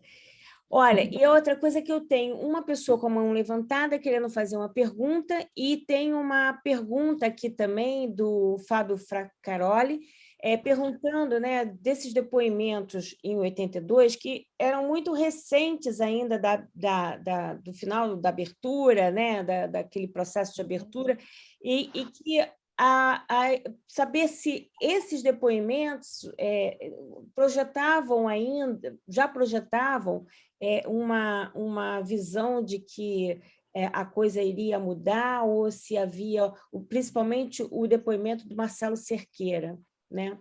E eu queria saber qual é o papel do Marcelo Cerqueira nessa coisa dele ter ido acompanhá-la nas prisões e ter defendido ela. Eu queria saber exatamente o papel dele. O Marcelo era cunhado da Leila, casado com a Baby, irmã dela. Baby. A Baby era a irmã certamente mais ligada à Leila. Elas eram muito ligadas, e a Baby era mais velha, de modo que a Baby sempre teve um carinho de irmã mais nova, né, com a irmã mais nova. E a Baby ficou desesperada quando soube que a polícia estava na porta da Tupi para prender a Leila. Ela pediu logo para o Marcelo. O Marcelo foi um advogado de presos políticos. Depois ficou bem, ele se especializou nisso, né? Aí ele foi para lá e ele fez uma coisa que foi sair, despistar a polícia. Vestiram a secretária da Leila com a roupa que ela estava no programa. A polícia foi atrás do carro com a roupa que ela estava no programa. E a Leila... que barato. Aí a polícia depois reclamou com o Marcelo que não podia fazer isso, um advogado, eu não sou advogado, sou cunhado. Então, sou cunhado dela.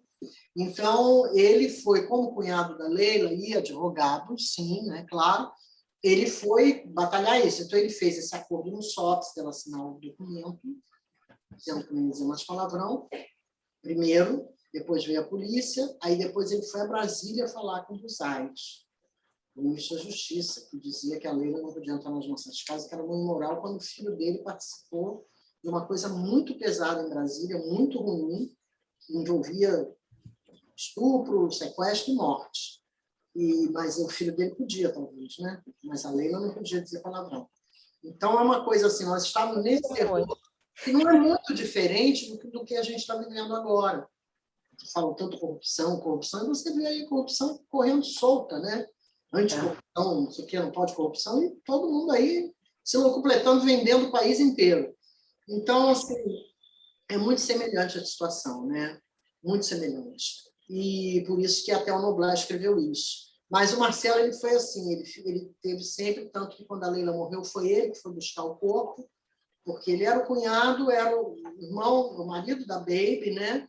Eu me lembro bem quando eu conheci o Marcelo no Veloso, nós estávamos indo para a praia e Leila, ele estava lá tomando um show. Na época ele namorava a Baby ainda. E eu gosto muito dele. Gosto muito dele. Ontem eu falei com ele até para ele ver o filme. Ele foi muito bacana. E ele veio ele foi lá buscar o corpo, a mala dela estava intacta. Ele pegou o diário, ele pegou carta para mim, trouxe. Eu até perdi essa carta, não sei o que foi feito dela. Uma carta que estava dentro da mala. E ele pegou as coisas. A Janaína vai fazer um filme a partir desses diários, né? Ela tem vários diários, desde menina. Né? Ela foi escrevendo diário. Eu tinha uma caixa onde ela guardava o diário. Quando a Leila morreu, um dia, que eu acordei, fui na casa do Justino Martins, que ali morava na Joatinha, para saber se era verdade. E era. Eu fiquei desesperada com a neném, com a secretária dela, e essa caixa ficou comigo. A neném levou o diário para a família, eu fiquei com a caixa. Eu guardei essa caixa, eu entreguei para a Janaína quando ela fez 15 anos, ou 18, não sei. Eu chamei ela em casa e dei a caixa para ela, onde a mãe guardava os diários. O último diário, né? Que tinha vários. Mas é isso, foi muito assim. Ela estava escrevendo no diário na hora que o avião explodiu. Ela falava, agora está acontecendo... Ela mandou um cartão postal, né, para a Janaína. Chegou um dia antes da notícia da morte dela, né? Eu também recebi um cartão que eu procurei muito para filmar agora, não sei onde foi parar esse cartão, que eu procurei porque ela dizia, uma despedida, ela dizia assim, o mais legal da vida é essa de afeto, amor, carinho. Tem que estar aberto demais que pinta isso tudo, de uma maneira nova, sempre nova e com maior encanto. Que coisa linda. Então, esse cartão, poxa, eu não sei o que foi feito nessas mudanças e andanças, o que aconteceu com esse cartão. Tem ainda aquela carta de quando ela estava no Taitinho, né? Eu vou passar para uma pessoa que está de mão levantada, mas queria só falar que é tão bonito quando você filma esses objetos, tem uma hora que você filma os objetos dela, né? E aí a gente sente aquela sequência, filmando a bolsa, os brincos e tal, você sente a proximidade dela com você, né? Que aquilo tudo você via com ela, né? Ela vestindo, e aquilo é muito forte, sabia, Ana? Aquilo, pois é, uma vez o Júlio Bressani viu esse plano, ele fez uma tese sobre o plano, e aquele plano, depois eu fiquei muito em dúvida agora, eu falei, será que esse plano é bom, esse plano é esquisito com essa chaleira, não sei. Muito forte. Mas depois eu achei que não, e de fato aí tem histórias, tem uma camisa amarela, uma blusa amarela, que eu troquei com ela, ela me deu uma amarela e eu dei para ela uma rosa, mas eu botei ali porque originalmente era dela. Tem a chaleira que ficou comigo, aquela chaleira despencada que ficou comigo anos, a fio. Tem umas coisas assim, tem uma gargantilha que o Caio Mourão me deu, que eu dei para ela para não gostar de gargantilha, que me prendia, ela adorava. Então a gente trocava muito, tem foto da Leila com sapato meu, eu usava as roupas dela, a gente trocava o tempo todo, roupa, eu não gosto dessa, mas eu prefiro a tua. Então, era uma coisa assim muito, muito bacana. Vamos voltar a isso. Agora, o José Carlos de Faria e Souza vai fazer uma pergunta. A técnica consegue colocá-lo aqui para fazer a pergunta? Já foi liberado, é só ele abrir o microfone. Pode falar, Carlos. Carlos, abre o microfone. Oi, estão me ouvindo? Então, sim, estamos sim. Eu acho que apertei por acaso, desculpe. Mas eu queria elogiar muito o filme que eu assisti ontem, foi muito emocionante e os registros muito preciosos. Desculpe, aí não é nenhuma pergunta, não, é só para deixar registrado esse elogio, e foi muito emocionante para mim ter assistido o filme ontem. Obrigado. Obrigada a você, Zé Carlos. Porque se outras pessoas quiserem se manifestar, é muito interessante até para a Ana esse feedback, né? É muito legal. Mas, Ana, falar um pouquinho dessa emoção, dessa sua amizade, voltando um pouco a esses objetos, né? Faltou alguma coisa nesse filme? Perguntar. Alguma coisa que você... Imagino que você tinha muito material e muita coisa você deva ter deixado de fora, né? Porque não dava para botar tudo. Não, acho que não. Acho que aquilo é o que temos, né? É tal história, tem 50 anos, a distância é muito grande, né? Mas eu tenho um sonho recorrente com a Leila. Eu fiquei muito tempo sem ter esse sonho, um período aí, e eu voltei a ter agora há pouco tempo. É um sonho que ela aparece e eu me sinto muito rejeitada, porque ela está morando num outro lugar e ela não me leva para esse outro lugar e não me mostra como é outro lugar, e não conversa comigo direito, fala que está em outro lugar, e fala assim muito ligeiro e vai embora, e eu fico sempre me sentindo assim abandonada por ela, entendeu? Então eu tenho muito esse sonho com a Leila, em várias situações diferentes, ela com várias caras diferentes, com várias roupas diferentes, com vários lugares diferentes. Eu acho que ela teve muito presente nesse filme, atrás de tudo, regendo lá tudo, porque tanto o Fábio quanto eu, que somos as pessoas que ficamos desde 2015 nessa lida, né? A gente recebeu vários recados. E, por último, o Fábio está trabalhando na Ensaiei TV. E foi, já que ninguém me tira para dançar, caiu na mão dele para botar no ar. E eu falei para ele, a Leila te agradecendo. Então, ela está aí. Ela está aí. Eu tenho uma saudade dela, assim, eu sinto uma falta enorme ainda, sabe? É aquela pessoa que fica longe, mas você ainda pensa nela, penso nela, queria que ela tivesse. Ela era um pouco mais velha que você, não? 5 anos, é a minha irmã mais velha, né? Vamos dizer que nós éramos meio como irmãs mesmo, de verdade, de afeto, né? Fortes, como se fôssemos irmãs de sangue. Não era, claro, mas a Leila me ensinou muita coisa, me ensinou, assim, era uma menina ainda, né? Eu fiquei muito próxima dela quando eu tinha 19 anos, ela já tinha 24. Então, ela me dava muitas dicas, né, de comportamento feminino, diante dos homens, diante dos namorados, muita coisa. A Leila era muito engraçada. Eu me lembro que uma vez eu tive com um cara assim, e ele pediu para não falar nada para ninguém. Aí ela falou, se você espalhava para todo mundo. Ai. Ô, Ana, e deixa eu te perguntar uma coisa, que eu queria passar o trechinho de vocês dançando e queria que você contasse um pouco que cena é essa, que tem muitas cenas inéditas no filme, e essa eu acho que é uma das inéditas, né? Então, eu queria que você falasse dessas cenas inéditas e um pouquinho dessa cena que são vocês dançando, que você me contou, uma coisa das bandidas. Vou tentar achar aqui, passar. O que você acha? Posso? Rapidinho. Para ver um pouquinho dessa emoção, né? Não sei se todos que estão aqui conseguiram ver o filme. Então, estão vendo? Está aparecendo a imagem? Está aparecendo.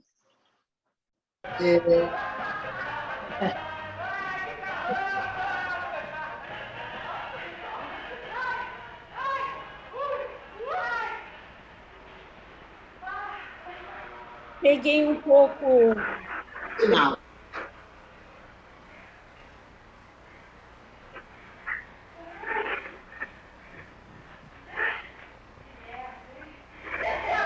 Aquele apê do Jardim de Alá, onde tantas vezes me acolheste, converteu-se em restaurante. Ao sabor das massas e dos vinhos, guardo o nosso jeito de brincar com as saudades. Isso, só esse trechinho, só para você falar um pouquinho dessa... Que a nossa música era As Flores do Jardim da Nossa Casa. A música minha com a Leila era essa. Porque, às vezes, ela viajava, eu estava na casa dela morando, ela viajava, aí As Flores do Jardim da Nossa Casa. Ou então, eu deixava de morar com ela, ia morar em outro lugar, e aí As Flores do Jardim da Nossa Casa morreram todas de saudade de você. A gente tinha essa música, era a nossa música, né? E então eu menciono isso porque a Leila tem uma curiosidade. Todas as casas dela viraram um restaurante. Eu não sei até agora por quê.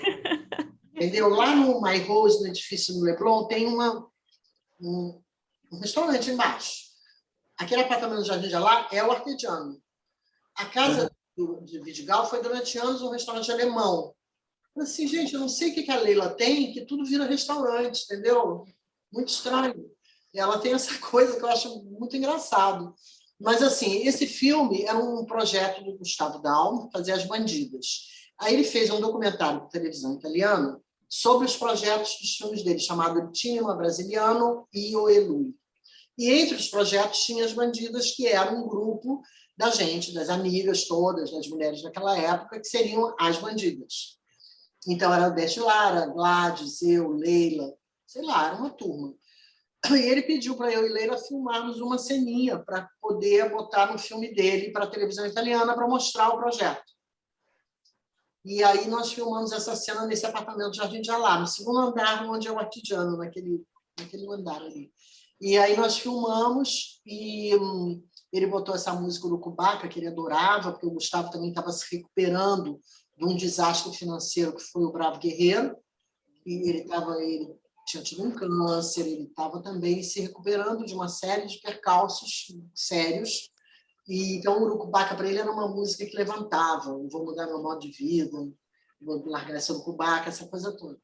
E aí nós fizemos essa cena. E a cena era de duas bandidas, duas garotas de programa, né?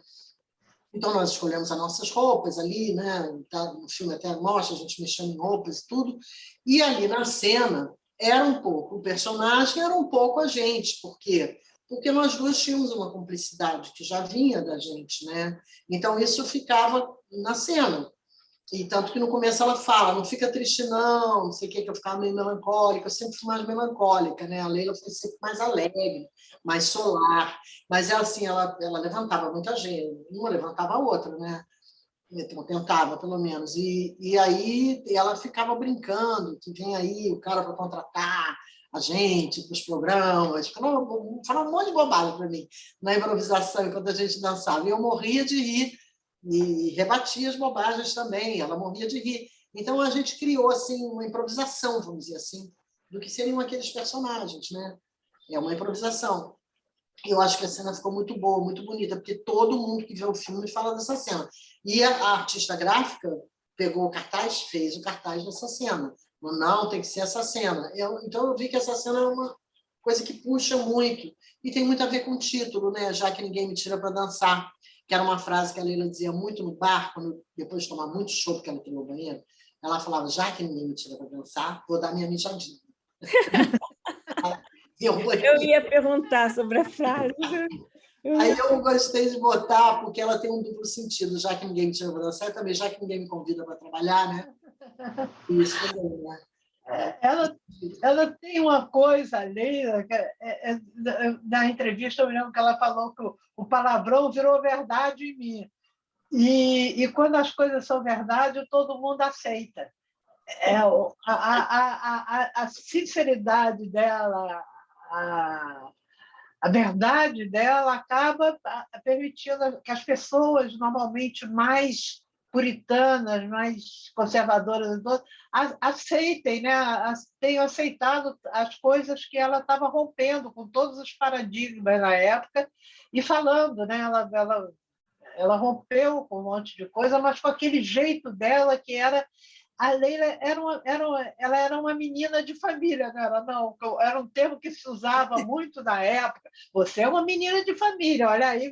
Ela era uma menina de família, ela era cosmopolitana e, ao mesmo tempo, ela tinha uma coisa meio suburbana, deliciosa. Ela nunca era sofisticada, a Leila, né? Ela era autêntica e isso é uma coisa que diferenciava ela muito, né? A Vera tem uma história maravilhosa com ela. Quando elas estiveram numa loja, a Leila tinha um vestido que a Vera fez, de veludo, bordô, bem curto. A Leila com uma barriga enorme, um vestido curtíssimo, uma renda branca assim, que ela usou muito em programa de televisão. Tudo. Uma vez a Vera viajou com ela para São Paulo, sei lá, com aquela roupa, e estavam aquelas mulheres generais, aquela gente toda olhando.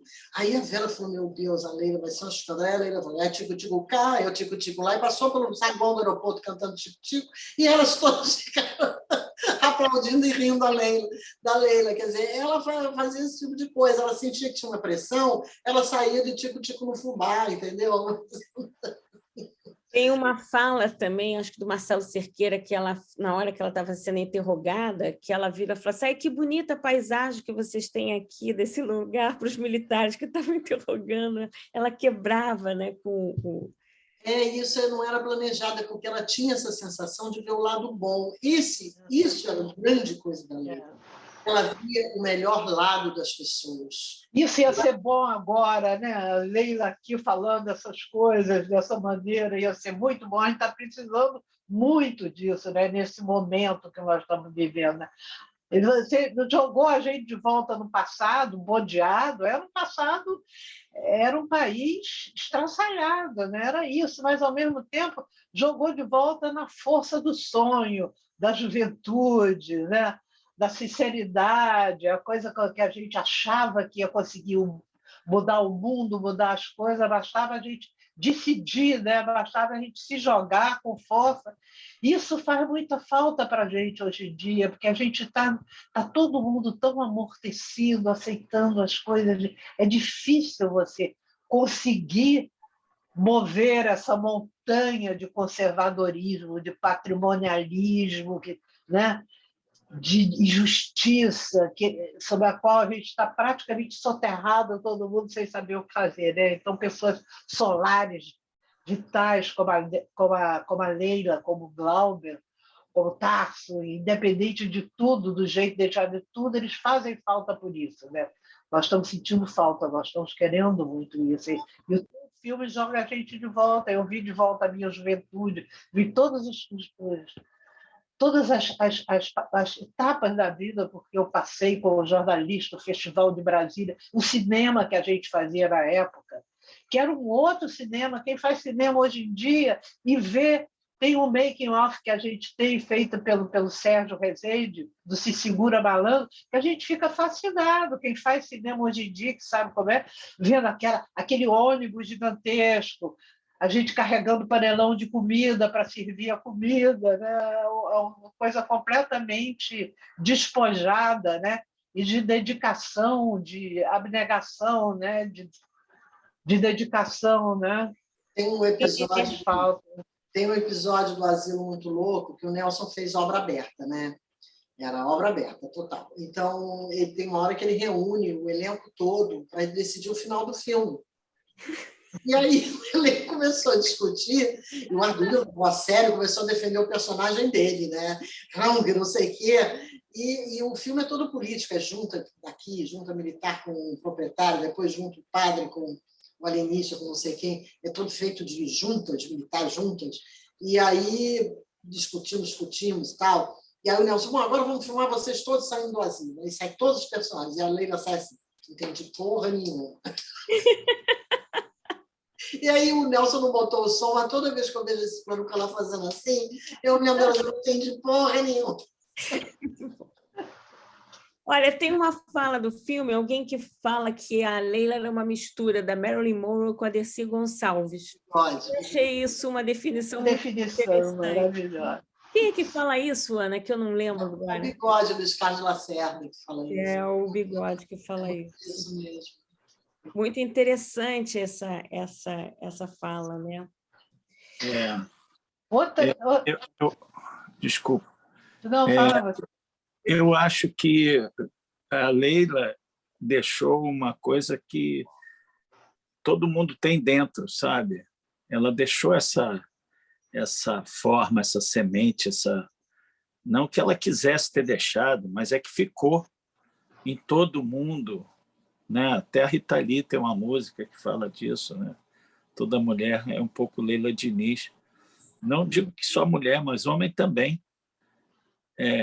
Eu acho que... E você estava falando do Glauber. O Glauber também. É muito difícil você fazer um filme que você não tenha Glauber, que você não pense no Glauber. Você pode até não ter exatamente, mas o cinema brasileiro ele é glauberiano até hoje, sabe? E a Leila tem esse despojamento, essa forma da conversa fácil, sabe? Isso ficou na gente, sabe? Nas famílias mesmo, que talvez não quisessem ver naquela época o que estava acontecendo, depois tiveram que ver, que os filhos foram para a rua e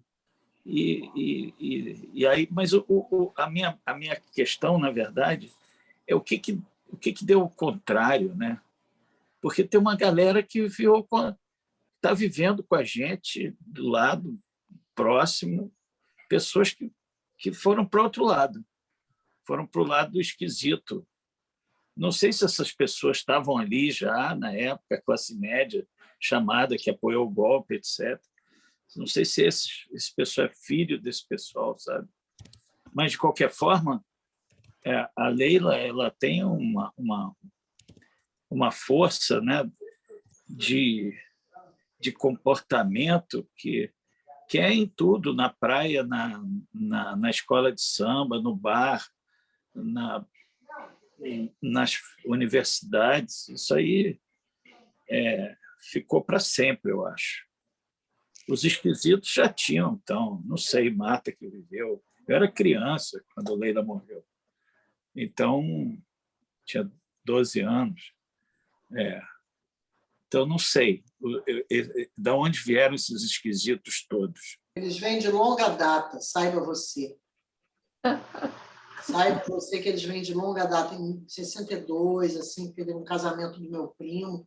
Meu pai era um político de esquerda conhecido e juntou essa parte da família, os primos do meu primo, que eram muito ricos, me cercaram, os amigos deles, começaram a atacar meu pai, E eu fiquei assim, porque eu conhecia muito bem meu pai, eu estava por dentro das coisas, eu andava com ele, eu lia, eu perguntava, eu lia jornal, eu sabia. E eles, tipo, comunista, não sei o que lá, então porque não sei o quê. Então, tudo isso que eles faziam de uma maneira agressiva, e eu, uma garota ali no meio daquele casamento, com aquela gente, aqueles homens todos falando aquilo para mim, mais velhos que eu, 5, 6 anos mais velhos, 7 anos. E eu ali... Então, eles, quando começou esse negócio, eu me lembrei logo daquela cena, me lembrei dessa gente. Eles estavam lá, e eles vieram, eles voltaram, só isso. Eles estavam lá quietos, esperando o momento para voltar, se armando para voltar. É isso. Voltaram com tudo, e voltaram para destruir, dessa vez, sem clemência. E a Sistematicamente. Sistematicamente. E a Leila representa essa resistência, esse outro lado, né? Eu acho que a Leila representa o Brasil, e eu vi também o Rio de Janeiro muito, com quase um personagem no seu filme, né, Ana? Você faz uma homenagem a essa coisa carioca, essa coisa, as imagens que o Jacques filmou da cidade, o fim com a Floresta da Tijuca, né? O mar. Então, eu percebi que tem essa coisa forte, como se ela tivesse impressa nesses lugares, né? Ela é marca nesses lugares, né? Na praia, em Copacabana, ela é a representação disso tudo, de um espírito, de uma época, de uma liberdade. Você pensou nisso quando você decidiu filmar o Rio?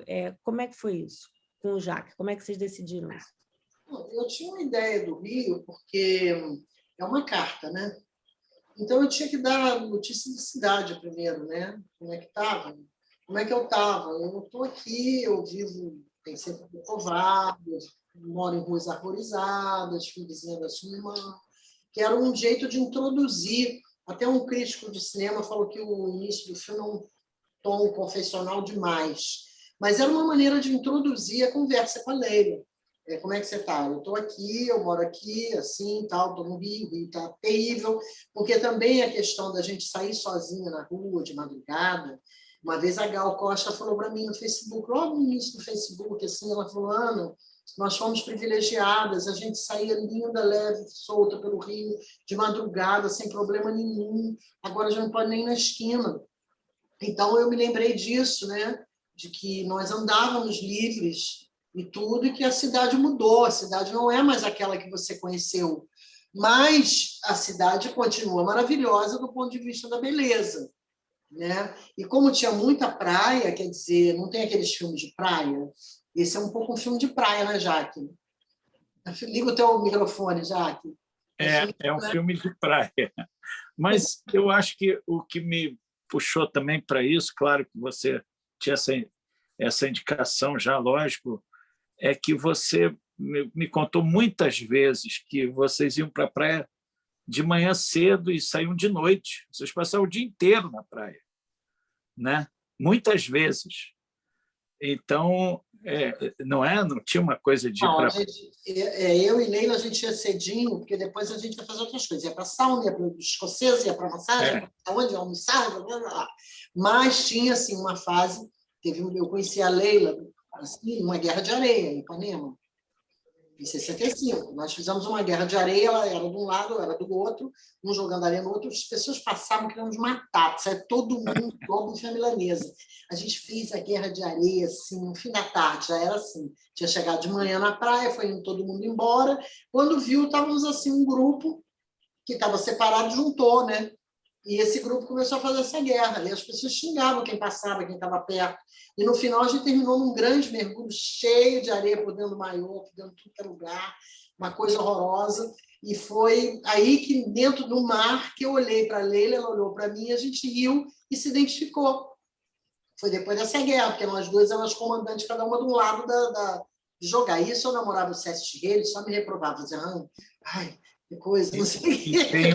E tem uma cena no filme que é você, o Saraceni, eu acho que é Arduino, perto do pier ali, que é linda, né? Você está grávida, começando uma gravidez.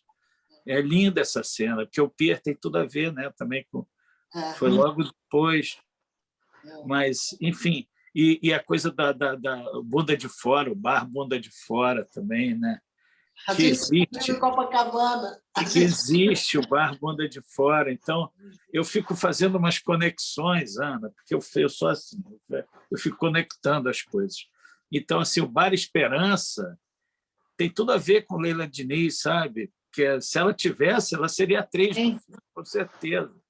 Então, eu tive a grande sorte de chegar no Rio de Janeiro e ir para o Bar Esperança, com Carvana, com todo mundo ali, aquelas pessoas que frequentavam. Então, foi permeando, né? E eu, claro, depois fiz o filme do Bigode, agora o seu, e enfim, já filmei com Rui Guerra. Tem todas essas conexões, né? Do Rio de Janeiro, né? Que o Carvana, eu me lembro, no Bar Esperança, ele ficava conversando com os amigos ali, porque eram todos amigos, dos bares que existiam e que não existiam mais, né? Que é o Veloso, que naquela época, em 82, já não existia mais, né? Então, os bares que eu ficava ouvindo, né? E as histórias, que era muito engraçado fazer trabalhar no Bar Esperança. E a Leila, com certeza, estava ali. Que estaria. Claro que estaria. A gente levou uns 2, 3 anos escrevendo. O Bar Esperança era um filme, era isso, era um filme de vida, era um filme visceral. Era um grupo de roteiristas, eram grandes amigos, era a Denise Madeira, minha comadre, que eu chamava de comadre, né? Eu, Euclides Marinho, e a gente, na verdade, a nossa vida foi acontecendo nesses 2 anos. E a gente foi construindo o roteiro, reuniões semanais, o roteiro foi mudando com a vida da gente. Teve paixão nova, teve casamento, teve dor de separação, teve repressão política, teve tudo entre esses 5 caras que estavam discutindo e produzindo esse roteiro. Houve separação, houve casamento, houve paixão, tudo durante esses 2 anos. E certamente a Leila estaria, né? Porque ela já se ela tivesse viva, Ela estaria. ela estava. Ela estava. e está, como o filme da Ana é Não. um pouco isso, né? Dizer que ela está. Ela está ainda. Para mim, ela estava no bar, com certeza ela estava ali. Eu Sabe? tenho uma questão. Embora não tivesse fisicamente, né? Exato. E tem uma questão, o Ricardo Cota está com a mão, quer fazer uma fala, e a gente tem 10 minutos, então acho que depois da fala do Ricardo, a gente vê se tem mais alguma entrevista e a gente faz um encerramento, cada um fala um pouquinho para a gente encerrar bacana essa mesa, linda essa mesa. Cota. Aí... Alô, alô, eu estou aqui, está me ouvindo? Oi, Cota. Alô. Oi, gente. Poxa, Gostei dele. Fui pego de surpresa aqui. Felicidade enorme ver o filme ontem, viu, Ana? Fiquei muito emocionado. Terminei a noite iluminado, vi a Marta, Hugo, saudade imensa, vocês, Jaque, meu querido amigo, sempre presente.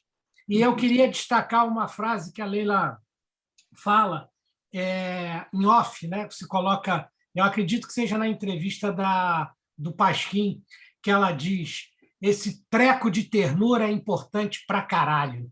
Eu acho que essa frase é a frase assim que eu fui dormir com ela no coração, no filme, e uma bela abertura para o Festival de Brasília, que continua hoje com uma entrevista com Costa Gavras, e amanhã com Rui Guerra. Uma homenagem ao Rui Guerra, às 9 horas, que vai estar muito presente nesse festival também, né? Então, obrigado a vocês. Denise, parabéns pela condução do debate, foi muito agradável. Pena que já está terminando, porque Leila tem papo para a gente esticar até mais tarde. É isso, gente. Obrigada, Cotinha. Obrigado. Obrigada, Carmen. Então, vamos agora a esse finalmente. Começamos com a Marta, depois o Jaque e deixamos a Ana por último. Sim. Que bom, eu adorei participar, me senti muito honrada de ter sido chamada, de estar aqui com vocês, um pouco mais lenta do que eu era antigamente, a jovem que falava no filme, dando depoimento, falava rapidamente, era ágil, já não sou mais. Hoje em dia eu sou uma dinossauro, mas uma dinossauro cheia de esperança ainda, apesar de todas as pancadas, apesar de todas as porradas, apesar de tudo, eu continuo acreditando que a gente vai mudar. O Hugo dizia que na época do Bar Esperança a gente vivia no bar e a gente estava sempre achando que ia mudar o mundo, sempre que as coisas iam mudar, sempre que... E levando porrada, e a gente voltava outra vez para o bar, e no bar a gente voltava a acreditar e a ter esperança. É o que eu acho, que esse debate é bom, e que a exibição de um filme como esse da Ana, que faz essa ponte, né, entre esses tempos, né, é essencial, e que a gente... Nós já passamos por muita coisa ruim, já enfrentamos ditadura, já enfrentamos o fechamento da Embrafil, já tivemos que recomeçar tantas vezes, e não adianta, nós vamos recomeçar. Eu mesmo, com os meus 82 anos, não me retirei, estou aqui, estou pronta para continuar. Posso não ser muito ágil para apertar aquele botãozinho ou outro, mas estou pronta para continuar, e todos nós, e é isso que eu espero que aconteça, que a gente saia dessa e que continue a sonhar com o Brasil mais justo. Isso Adorei o que você falou, Marta. Eu fico muito feliz de estar com vocês aqui, no meio dessa família cinematográfica, porque os filhos de vocês fazem cinema, quer dizer, da Ana, toda a família Carvana, que eu já filmei junto, quer dizer, enfim, eu fico muito feliz mesmo, com Denise também, maravilhosa, eu fico emocionado até. O cinema, o Festival de Brasília sempre foi muito importante, E abrir o Festival de Brasília é muito importante. Para mim, é muito importante. Eu acho que, e com Leila, então, tem um simbolismo aí fortíssimo, sabe? Tem um peso, não é uma... né? Que se fosse um oba-oba, ela ia gostar também, sabe? Se fosse um baile de carnaval, que bom, estamos aqui nesse baile, mas é uma força política, né? De resistência mesmo, que eu acho que o nome Leila quer dizer, traduz tudo isso. Então, muito feliz de ter feito o filme, de Ana ter me convidado para esses últimos retoques do filme. É isso. Obrigado, Marta, Carvana, Leila, Ana Maria. Muitos beijos. Silvio Tender, que nos colocou aqui. E Denise, beijos a todos, a equipe técnica. Muito obrigado. Beijo. Eu quero agradecer ao Festival de Brasília essa oportunidade de abrir o festival. Fiquei muito feliz, porque eu frequentei os primeiros festivais também, nos anos 60, 70, e agradecer ao Silvio Tendler, o Bartô, maravilhoso, secretário de Cultura, fantástico de Brasília, e ao pessoal todo, a Tânia, a Denise, pela essa mediação ótima, a Marta, por ter aceito o convite, ao Jaque, também, não só por isso, mas também pelo que ele fez pelo filme, né? Ao Fábio Fracaroli, que está aí na plateia, que foi a pessoa que me empurrou para fazer esse filme, exigiu quase que eu fizesse, e que retocou o filme inteiro, o tempo todo, no Matic. Então, eu quero agradecer muito a vocês, eu quero dizer que, claro, é uma emoção enorme, e é uma emoção enorme trazer a Leila e ela ter sido tão bem recebida como ela foi, né? Eu recebi tanta mensagem hoje, mas tanta mensagem, eu fico assim, morrendo de vontade de chorar, porque assim, trazer a memória dela, né? Tem que estar aí esse ano. Esse ano nós estamos num ano de eleição, é um ano difícil para o Brasil, é um ano em que o mundo está de olho no país, porque o mundo sabe que se no Brasil continuar essa situação, isso vai contagiar e vai aumentar na Europa. Não foi à toa que o Lula foi recebido pelo Macron, foi recebido pelo primeiro-ministro da Alemanha, presidente sei lá o quê, porque o mundo está de olho no Brasil, está sabendo que se continuar isso vai contagiar o mundo inteiro. Então, é um ato de contestação. Eu tenho a sensação que a Leila veio apresentar a conta. A abertura desse festival é uma apresentação da conta. Olha aqui, eu vim aqui cobrar vocês, que vocês me fizeram. Agora vocês têm que pagar. Então, é assim. Quem vê esse filme, saber o que foi a ditadura, o que uma ditadura faz com uma artista boa, genuína, do bem, que queria o bem, num país que está hoje sendo sistematicamente destruído em todos os lugares. E tudo em nome do dinheiro. Em nome do dinheiro, porque estão enchendo as burras de dinheiro. E nós aqui lutando. Vamos continuar, como disse a Marta. Nós não paramos, nós nunca paramos. Por isso é que eles vêm sempre em cima da cultura, que é para terminar, mas nós somos muito resistentes e continuaremos sendo. Eu agradeço muito a Leila, que eu tenha conseguido fazer isso, esse filme, essa homenagem, que eu tenha trazido ela de volta e que ela agora possa empurrar a gente para um outro caminho. É isso. Que coisa linda, gente. Olha, eu só tenho a agradecer ter ouvido isso tudo.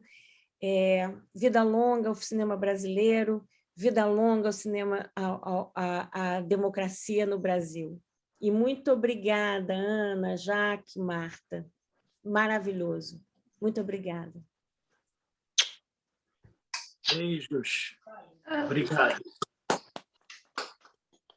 Beijo, obrigada.